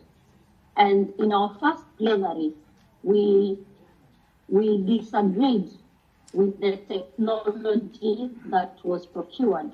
And all of us said no. But this matter went to court, and then it was ruled that the procurement can proceed. My question to committee and even to the structure of IEBC and the legal reforms that are going to be done. There is no avenue when the commissioners disagree, and especially when majority disagree, and there is no any other avenue, IEBC being independent, to go and vet out for this matter to be agreed upon in an amicable manner, knowing that IEBC is the referee, and referee needs to do things that are acceptable to each and everyone that is going to be participating in this thing. Many times in the commission, in the boardroom, we have differed in opinion, but for the sake of the country having an election in August the 9th, all these matters were quickly agreed upon and some put under the table so that we can have the election.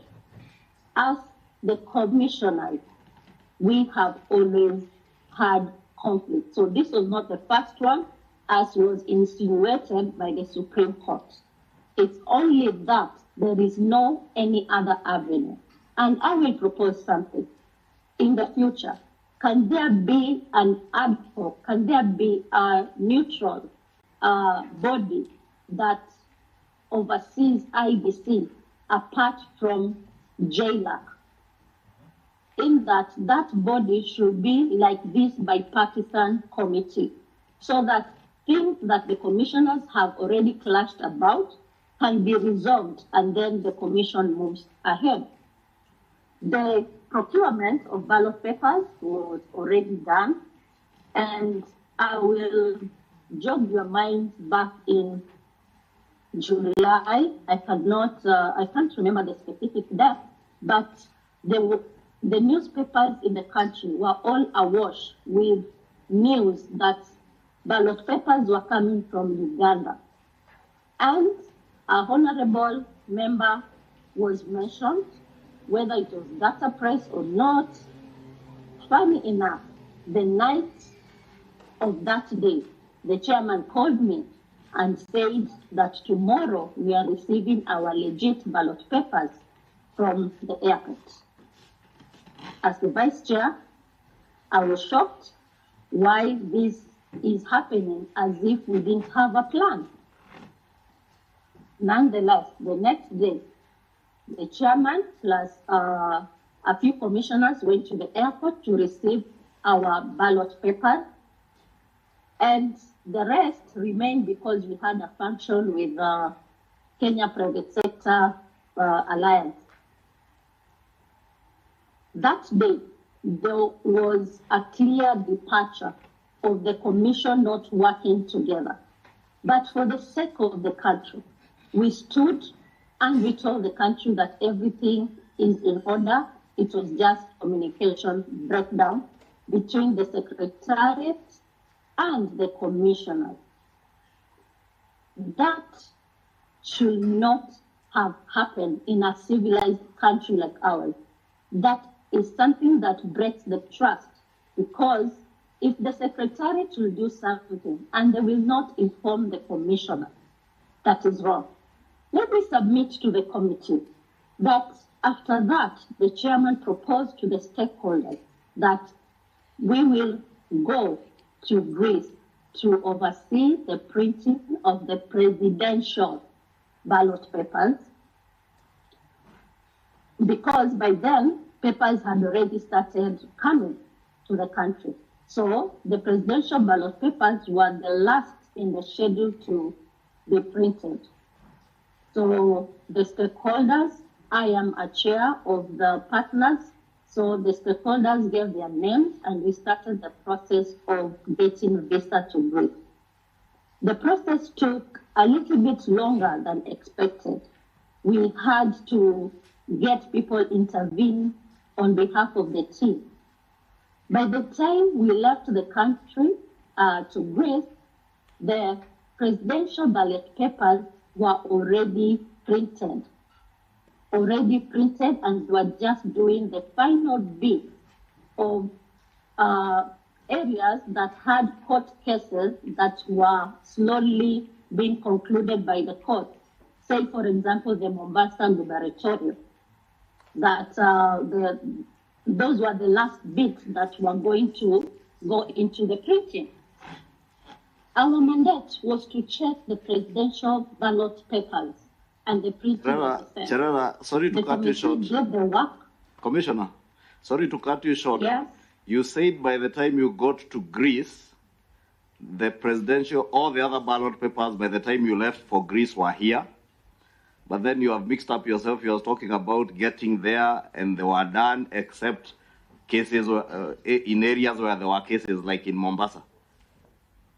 But the presidential ballot paper is printed, one ballot paper for the entire country. It doesn't matter whether it's a case or not. Yes, the ballot papers for presidential did have issues, because remember, we were printing the ballot papers for each voter for the whole country, and it is still the same, the content is the same for the whole country. So that one was already done.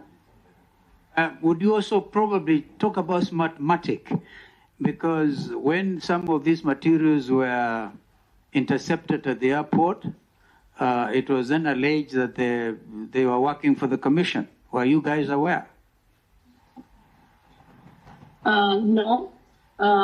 That happened when we guys were in Greece, when the materials were intercepted by DCI at the airport. So the chairman and the few commissioners that were on the ground were handling that matter. But apparently, I also submit to the committee that the chairman was issuing press statements alone, without consulting and bringing all the commissioners to speed on what was happening on the ground. So that was something else that another commissioner was on the ground. That was on the matter of smart. For Commissioner. Yeah.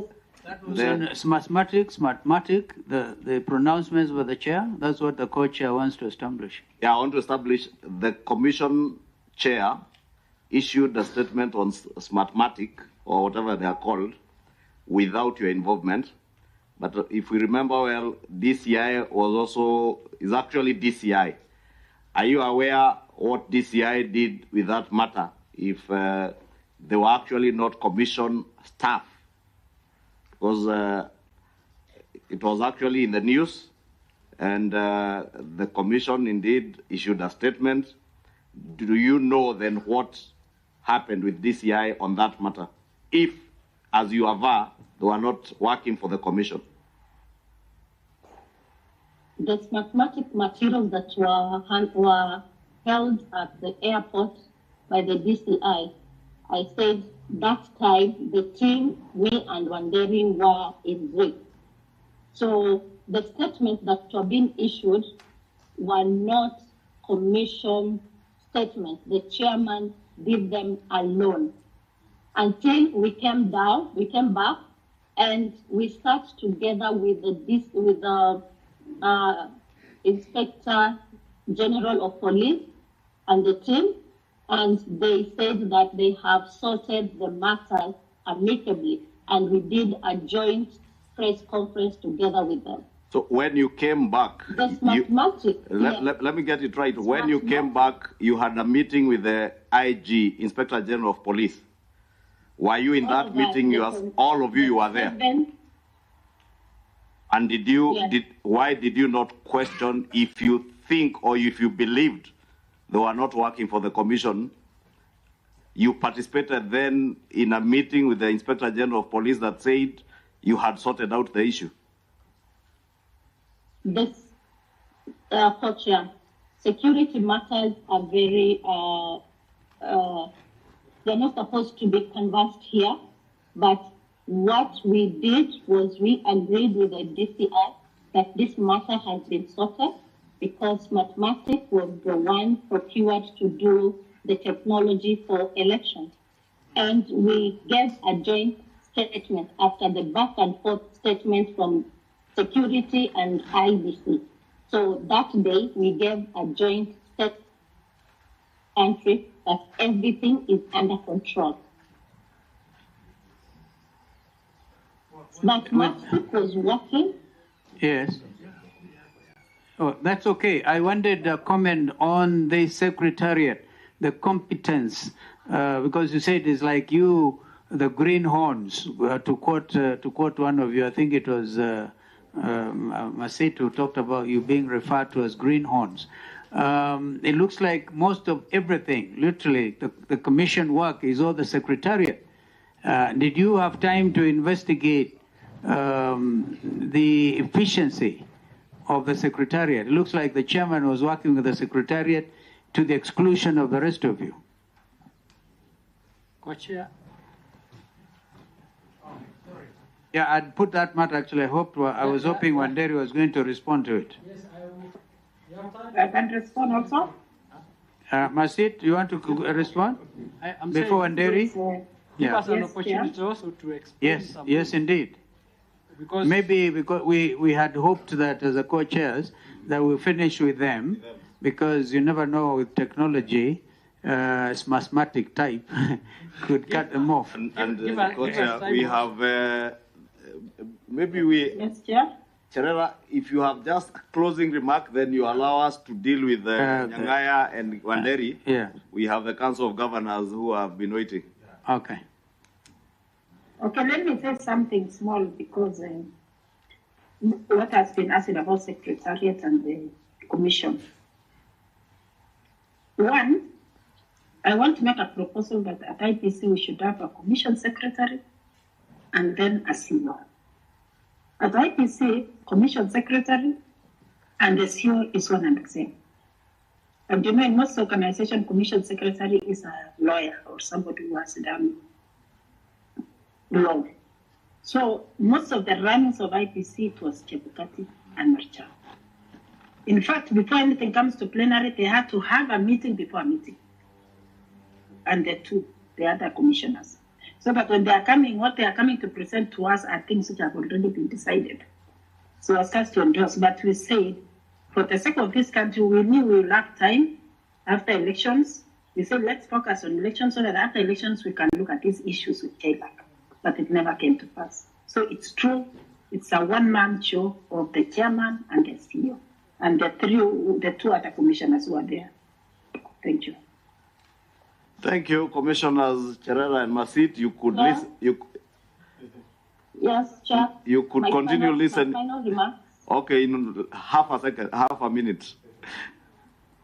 Okay, thank you, chairs, the co-chairs of this committee. I want to submit to the committee that I was the vice chair and I was in the kitchen. Kindly, let's allow an in-depth closure to this matter, because only then the country can move forward.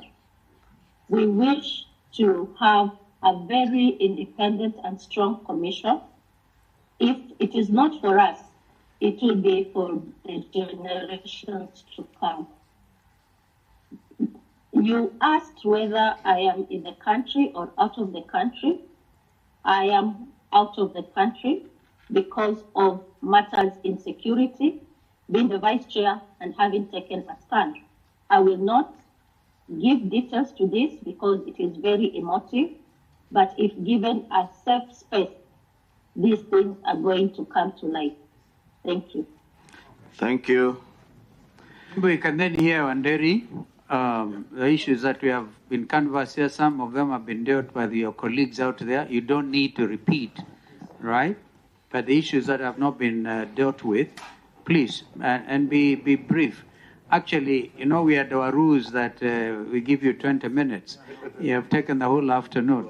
So be kind also to the work, and we consider the importance of your contribution, and that's why I've been flexible.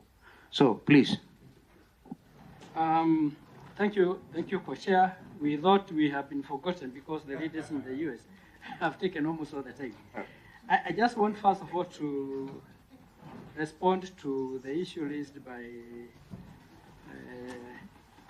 Mheshimiwa Cicely, Amal, and Catherine. First of all, I want to be on record that we have not been pursuing a narrative as was indicated by Mheshimiwa Barire. We are not pursuing a narrative. And for me to prove that, let me give you one thing. I want to explain how the results were done.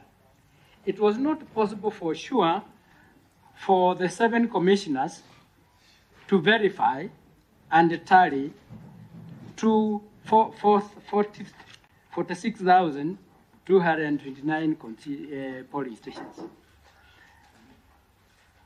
We are talking from inside.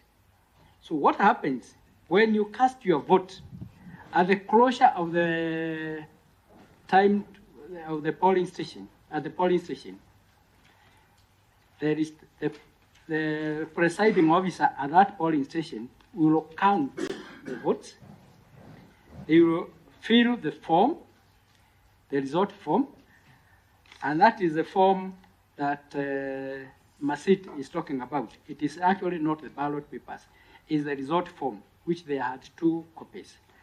Once they are counted and they are entered in the record and they are signed by the agents, then the presiding officer at that polling station, using the KIMS kit, takes the photo, image of that result form. It is sent to the National Tallying Center, and then the same is sent to the constituency returning officer. Right? So, the correctness of those results is verified at that particular point. After that, according to the information we had from the Smartmatic who are providing the technology, it is that image that was, when it comes to the National Tallying Center, the same image is supposed to have been sent to the public portal, right? This is an issue which we need to address, because what happened? When the image went, you cannot change the image. The image was converted from the image, picture image, to PDF. And what we are seeing in the public photo is the PDF. And that was not part of what was the result path. It is the same image that was supposed to appear at the public portal. That is important to note. After that, all the polling stations within a constituency are supposed to deliver the original form which they sent to the constituency tallying center, so that at that particular point, you are able to count the votes cast for the members of parliament and all the other candidates, including the presidential. Form 34B, the first one was the Form 34A. Form 34A was done at the polling station. Form 34B is done at the constituency, right? That is supposed to fill all the results, and at that particular point, the returning officer announces the presidential results in that constituency for each candidate.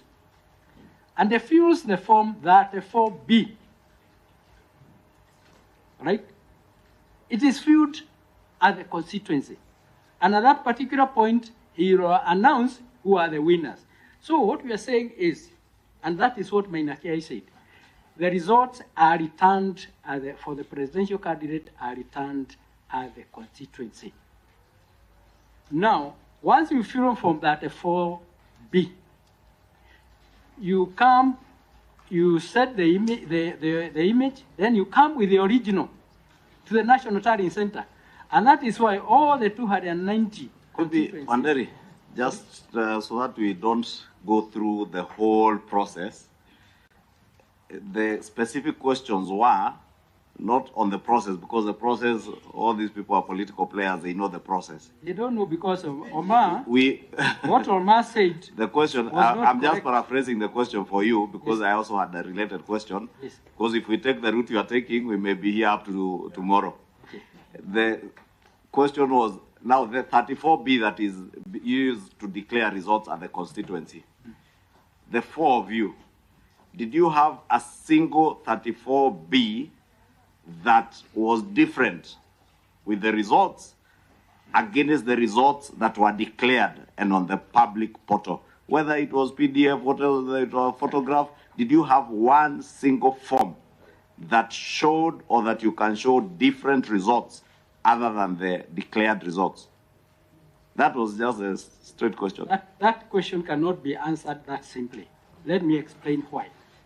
Because Form 34B, when they were coming to the Bomas here at the National Tallying Center, all the Form 34Bs, after verification on the floor of the Bomas, and I saw you there, after verification by the agents, we were given to go and announce the results that has been verified at the floor of Bomas.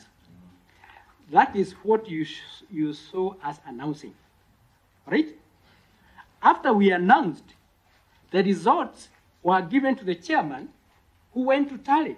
So the question is this, because they were not tallied before they were announced, they were announced after verification and they given to the chairman, and when the chairman went to tally, again, he did listen. Again, Wanderi, just to quicken the process, you did have a problem. It's important to understand that the chairman did that one without the commissioners. That's what I'm trying to help you. The problem you had was at the point of announcement by the chairman for tallying, isn't it?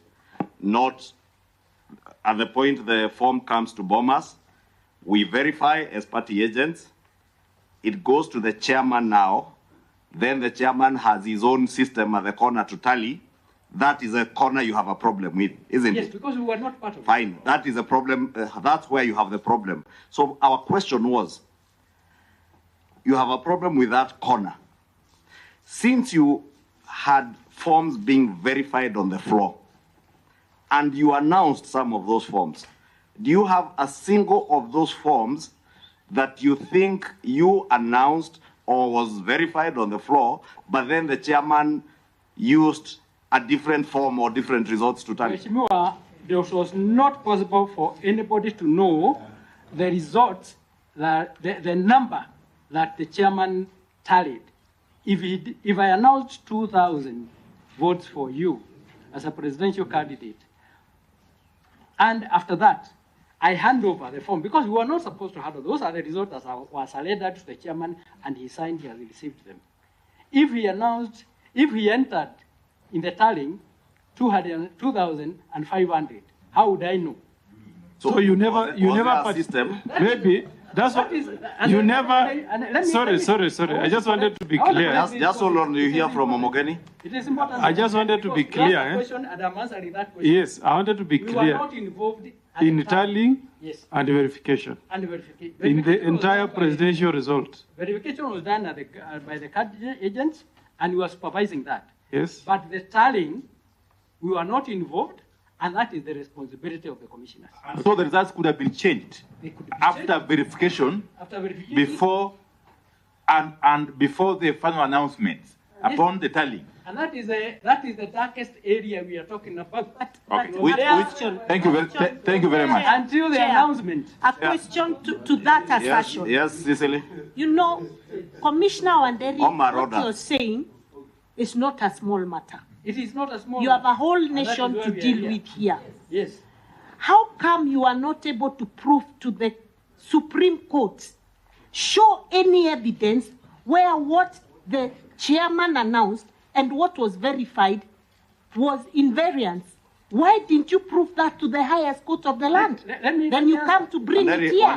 Wanderi, I'll just you had an opportunity, Commissioner Wanderi. You had an opportunity. Cicely. No, you know, he's making some very, very clear, serious allegations. Commissioner. And the question is, why were you unable to prove that what you're saying right now before the Supreme Court? That was your moment. That was your moment as commissioners. Excuse me. Then you bring it here where we cannot verify what you're saying. Can I, but Chairman. Just hold on. I beg of you, relax. Just relax. That's why I'm asking you to relax. Yeah?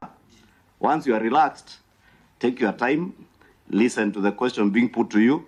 Don't start answering a question before it has even been put to you. That way you will save us a lot of time. Because you're interjecting, you don't even hear the question you are being asked, you answer a different question, and it clearly looks now like there is a narrative, as you are denying, you want to push. So I will plead with you, be patient. We have been very patient with you. Be patient and listen to the questions being put to you. Omogeni asked you a question. Cecily was in the verge of asking you a question. You keep interrupting. Allow her to finish. Cecily, just finish. Sorry. Chair, mine is a simple concern. He's come before this committee. They were party to the petition that was before the Supreme Court. Did you prove to the Supreme Court that there was a variance between what was verified in Form 34B and what the chairman tallied? Were you able to prove what you're saying here before the Supreme Court? Chair, we have. I hope it's a question you're asking, yes, not answering. It's a question I'm asking, and it speaks to the question I asked you. You know, we have the decision of the Supreme Court, okay? And if you read paragraph 55,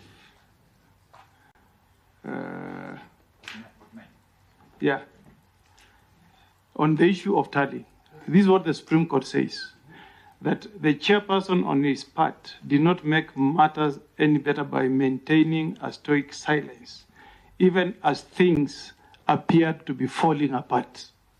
And I asked you a simple question, which I want you to confirm and explain to us, that did you participate in the tally? Just note that question. That's the only explanation I wanted from you. After that, I'll be at peace. So you'll answer that. My other question was, so that you answer them together, in relation to what you had been asked earlier. You aver that you never participated in the tallying. The forms have been verified on the floor under your supervision and other commissioners and IEBC staff by party agents. They are satisfied, you go announce, and where they are dissatisfied, there was an appellate mechanism where you go and question. When all those forms were verified and you announce, then they go to the corner where they are being now tallied. The straight question we asked was, one, do you have a single incident where a form was verified on the floor, confirmed by party agents to be the results as announced at the polling stations, because the party agents were confirming against their agents' results? They confirm it, you announce, for instance, or Commissioner Ishongo announces, the form goes to Chairman Chebukati for tallying, and from the final tally, or as the tally, because the tallies are there on the portal, you could identify that the forms uploaded on the portal being used for tallying are different from the form that was used to announce the results. Number two, and lastly, Commissioner Anderi, it's not only the commission that was tallying. There were other institutions, including members of the Fourth Estate, who were tallying, yes, and Kenyans all over, and other people, including election observers.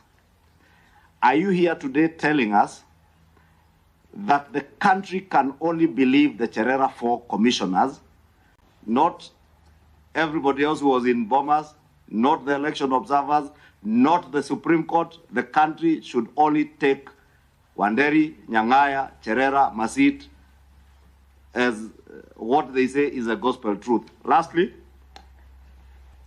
Commissioner Masit or Cherera, one of them said you are called greenhorns. I would want a confirmation from you as to whether that is true. You are greenhorns, whether you are referred to as greenhorns, and do you think you, having been seen as greenhorns, influence the other commissioners maybe to have the divisions that you have? Because that is what is important to this dialogue committee, to inform us on the process of appointing commissioners. We are not here to reevaluate or to reevaluate the Supreme Court decision or other state organs' decisions. We are here to look for solutions. Do you think the manner through which the four of you are appointed as commissioners had a bearing to the divisions that ended up with the commission? That, to me, is what would be guiding and helping this commission. So that next, when we appoint a new commission, we must know how do we appoint a commission that will not end up being dysfunctional, as you are telling us yours was. Thank you.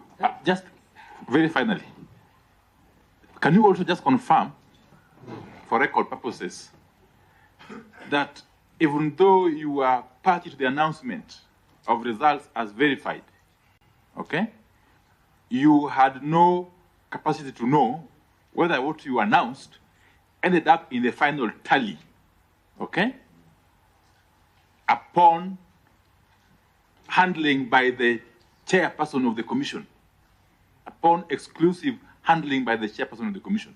Okay. Yes. Can I answer first and foremost? Yeah, go ahead now and answer those ones. Okay. Yeah. First and foremost, I want to answer the question. Okay. Yes. No, please let's also have some time. I want to confirm, contrary to the Constitution and the Election Act, the commissioners, particularly the four of us, were not involved in the tallying. That is simple. And therefore, we cannot be able to say that what we announced was the same that was in the final tally. Fair enough, Commissioner, since you also did clarify that it is not practical for all commissioners to do that work themselves. So, fair enough. Not finished. I want to answer Mheshimiwa Ishungwa. We are really here to help. We are really here to help in the Constitution and the IEBC in future. Yes. We are not here to justify what we did or to question what the Supreme Court decision. We are not, and we do not want to go that route. We are looking at the future and saying, arising out of what is happening here, we are going to have a better commission. And that is why he gave those recommendations. Included the recommendation that there should be a body, and we are looking at a Committee on Administration of Justice to be able to intervene wherever there are issues within a commission, because you get to a point where you cannot agree, all of you or some of you, and the issues are important, and they are important to the nation. So we are proposing that there has to be a body that can be able to do that. So, we are winding up now? Yes. Please. Mheshimiwa Mbalile, with due respect, we are not saying we were right and everybody else was wrong. We are just explaining the procedure the way it happened. Where there are flaws within that procedure, let the committee recommend the legal action to be taken. That's what we are here for. Where there are issues that need to be clarified, let the committee pick them up and be able to hear. Mheshimiwa Nshungwa, we are not going that route. We are here to assist this committee. Okay. Thank you, Anderi. Although he didn't answer my most pertinent issue, okay, ask about whether there was a single form any variances in that was in variance with what the. Yeah, I mean, you are a commissioner. You also had access to allow him to. I'm sorry. And you don't. I don't know. Is also an answer. I will be very brief. All the forms were surrendered to the chairman. No commissioner was having any form, and for that reason, there was nothing to produce, because the whole document, after we announced, you do not know. We do not know. Very good. That is Commissioner Nyangaya. Yes, thank you very much. A lot has been covered by my colleagues, but I want to put something straight, very clear, about the CEO coming in and giving the chairman Chebukati a 3-page, I think it was a 3-page or a 4-page paper document. And he gives him, they didn't talk. He looked at this paper and he said, oh, we have a winner. And then we are now trying to see who is the winner. And then he says it is the deputy president.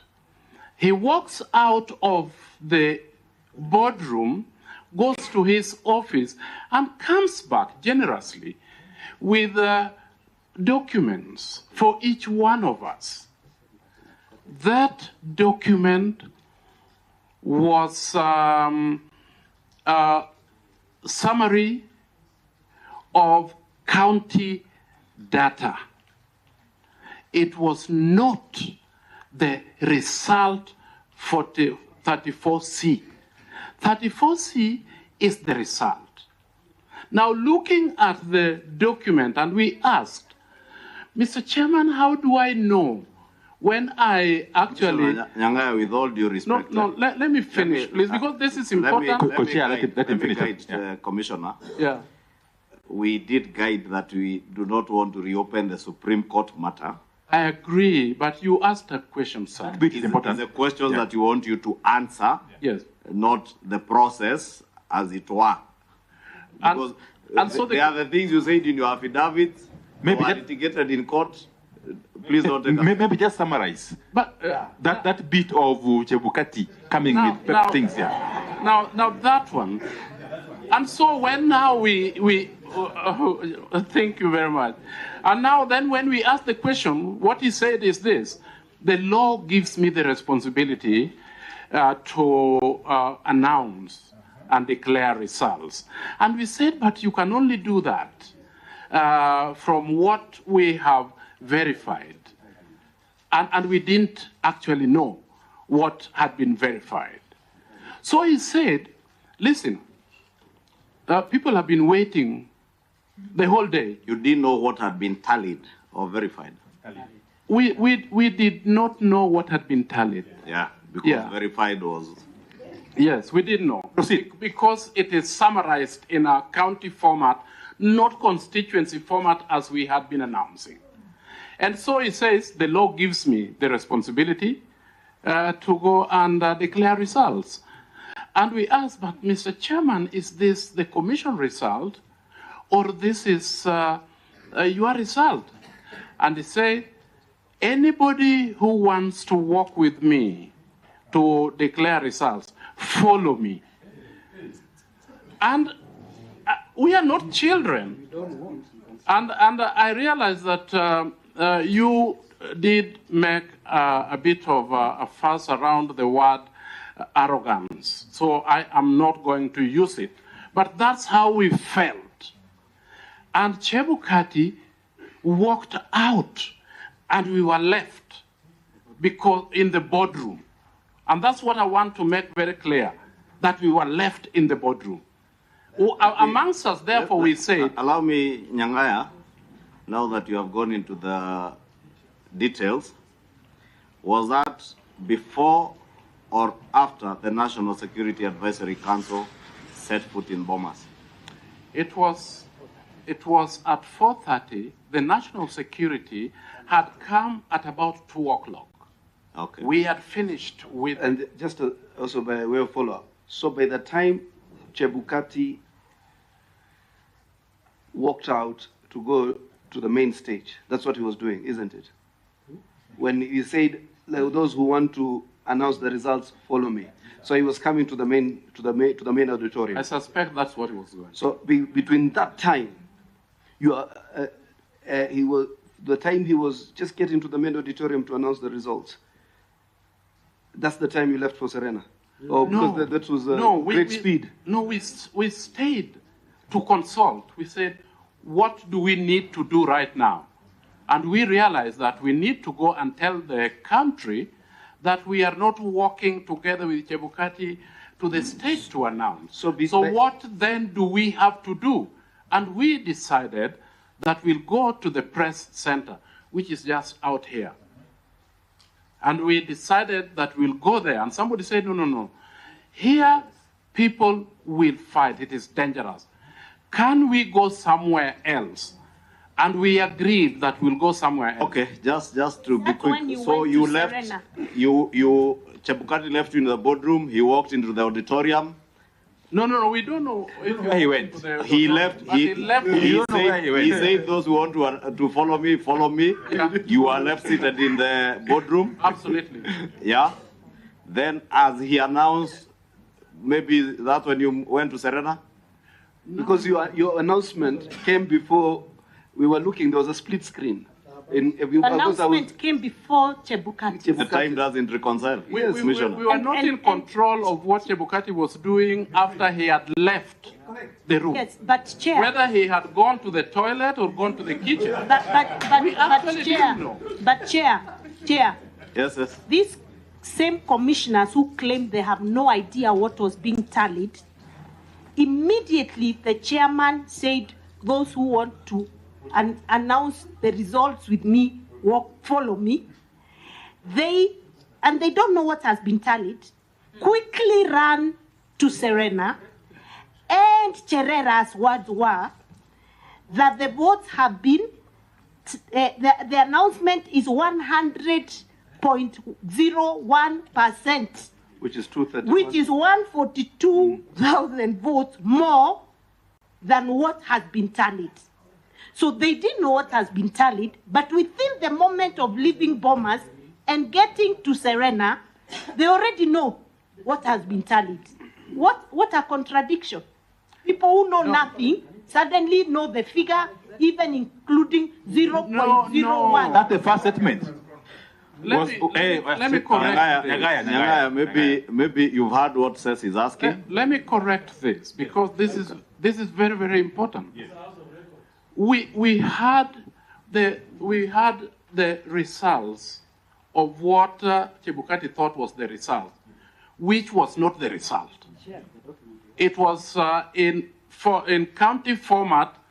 It did not tell anybody and us that Muranga, for example, that we had announced was this, because it was subsumed into a county format.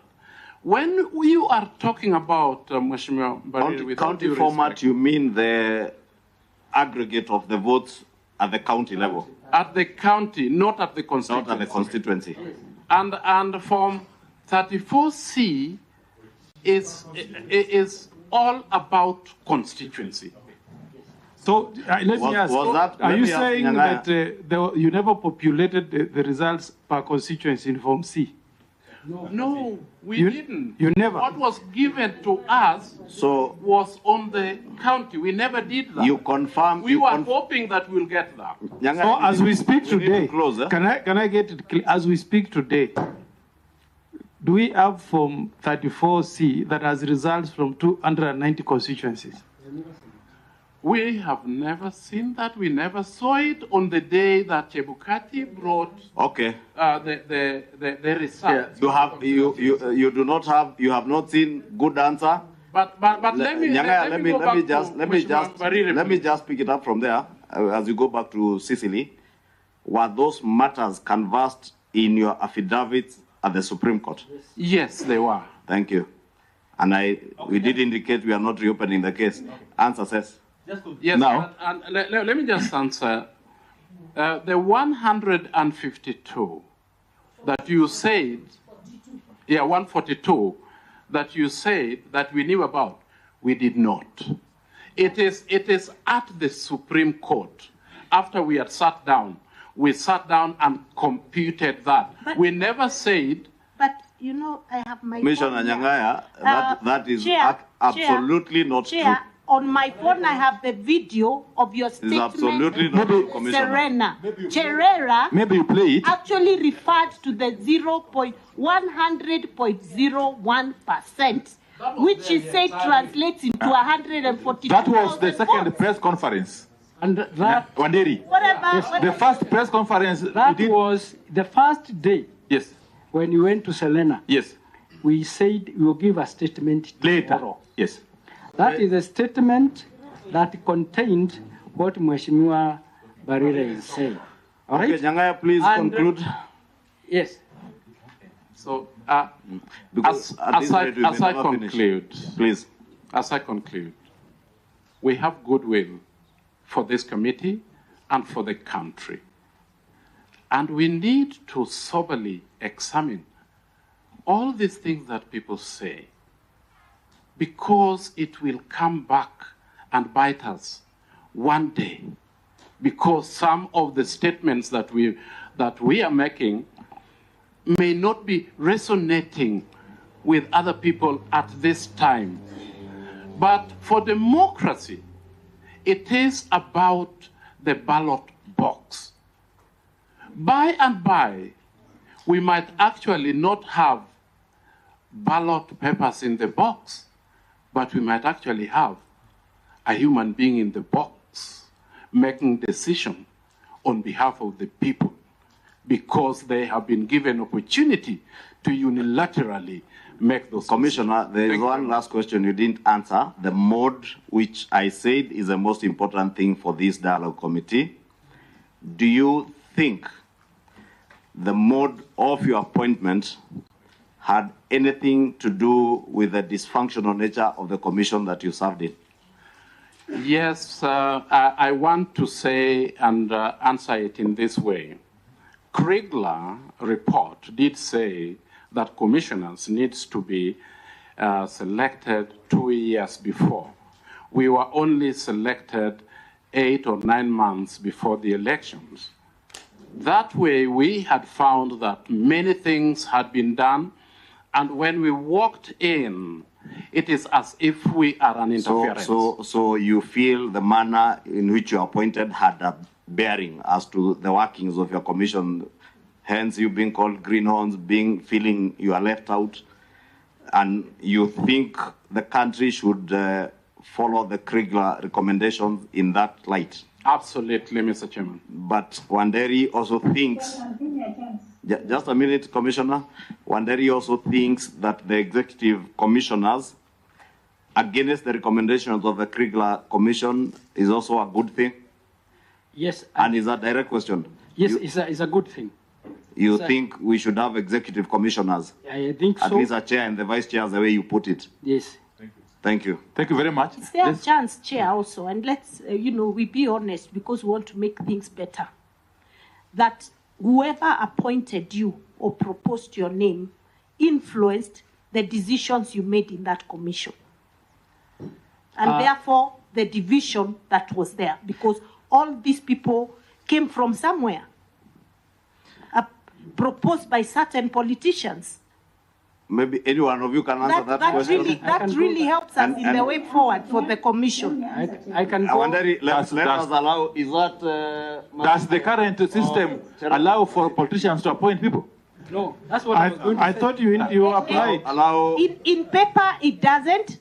In practice, in the last four commissioners were actually appointees through certain politicians. That's a fact. In actual fact, Commissioner Wanderi, and I will allow Commissioner Wanderi, then Commissioner Masit to close in answering that question, and I would want you to draw reference to the High Court decision that invalidated the manner in which you are appointed by having the Parliamentary Service Commission having 4 panelists, and it was largely felt that it was unconstitutional by the court. The court declared that particular act that led to your appointment as having been unconstitutional and said it was unfair for one institution to appoint 4 panelists.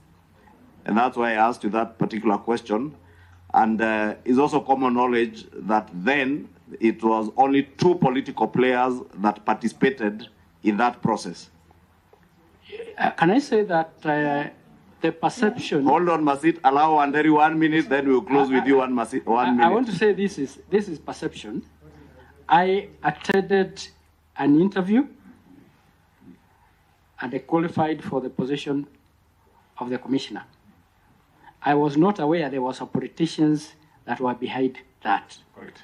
Therefore, if there is anything that this committee can recommend which can clear that perception for future, we are agreeable. Okay. Thank you. Part of it is what we are doing, Commissioner, I can assure you. I would have asked you how you are related to Honorable Kanini Kega. We are not related at all. Let's avoid that push. Yes. Mr. Chair.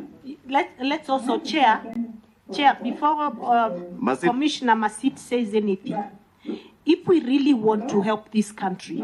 Hold on, Masit. If we really want to help this country, we must be true to what we do, and we must face the facts.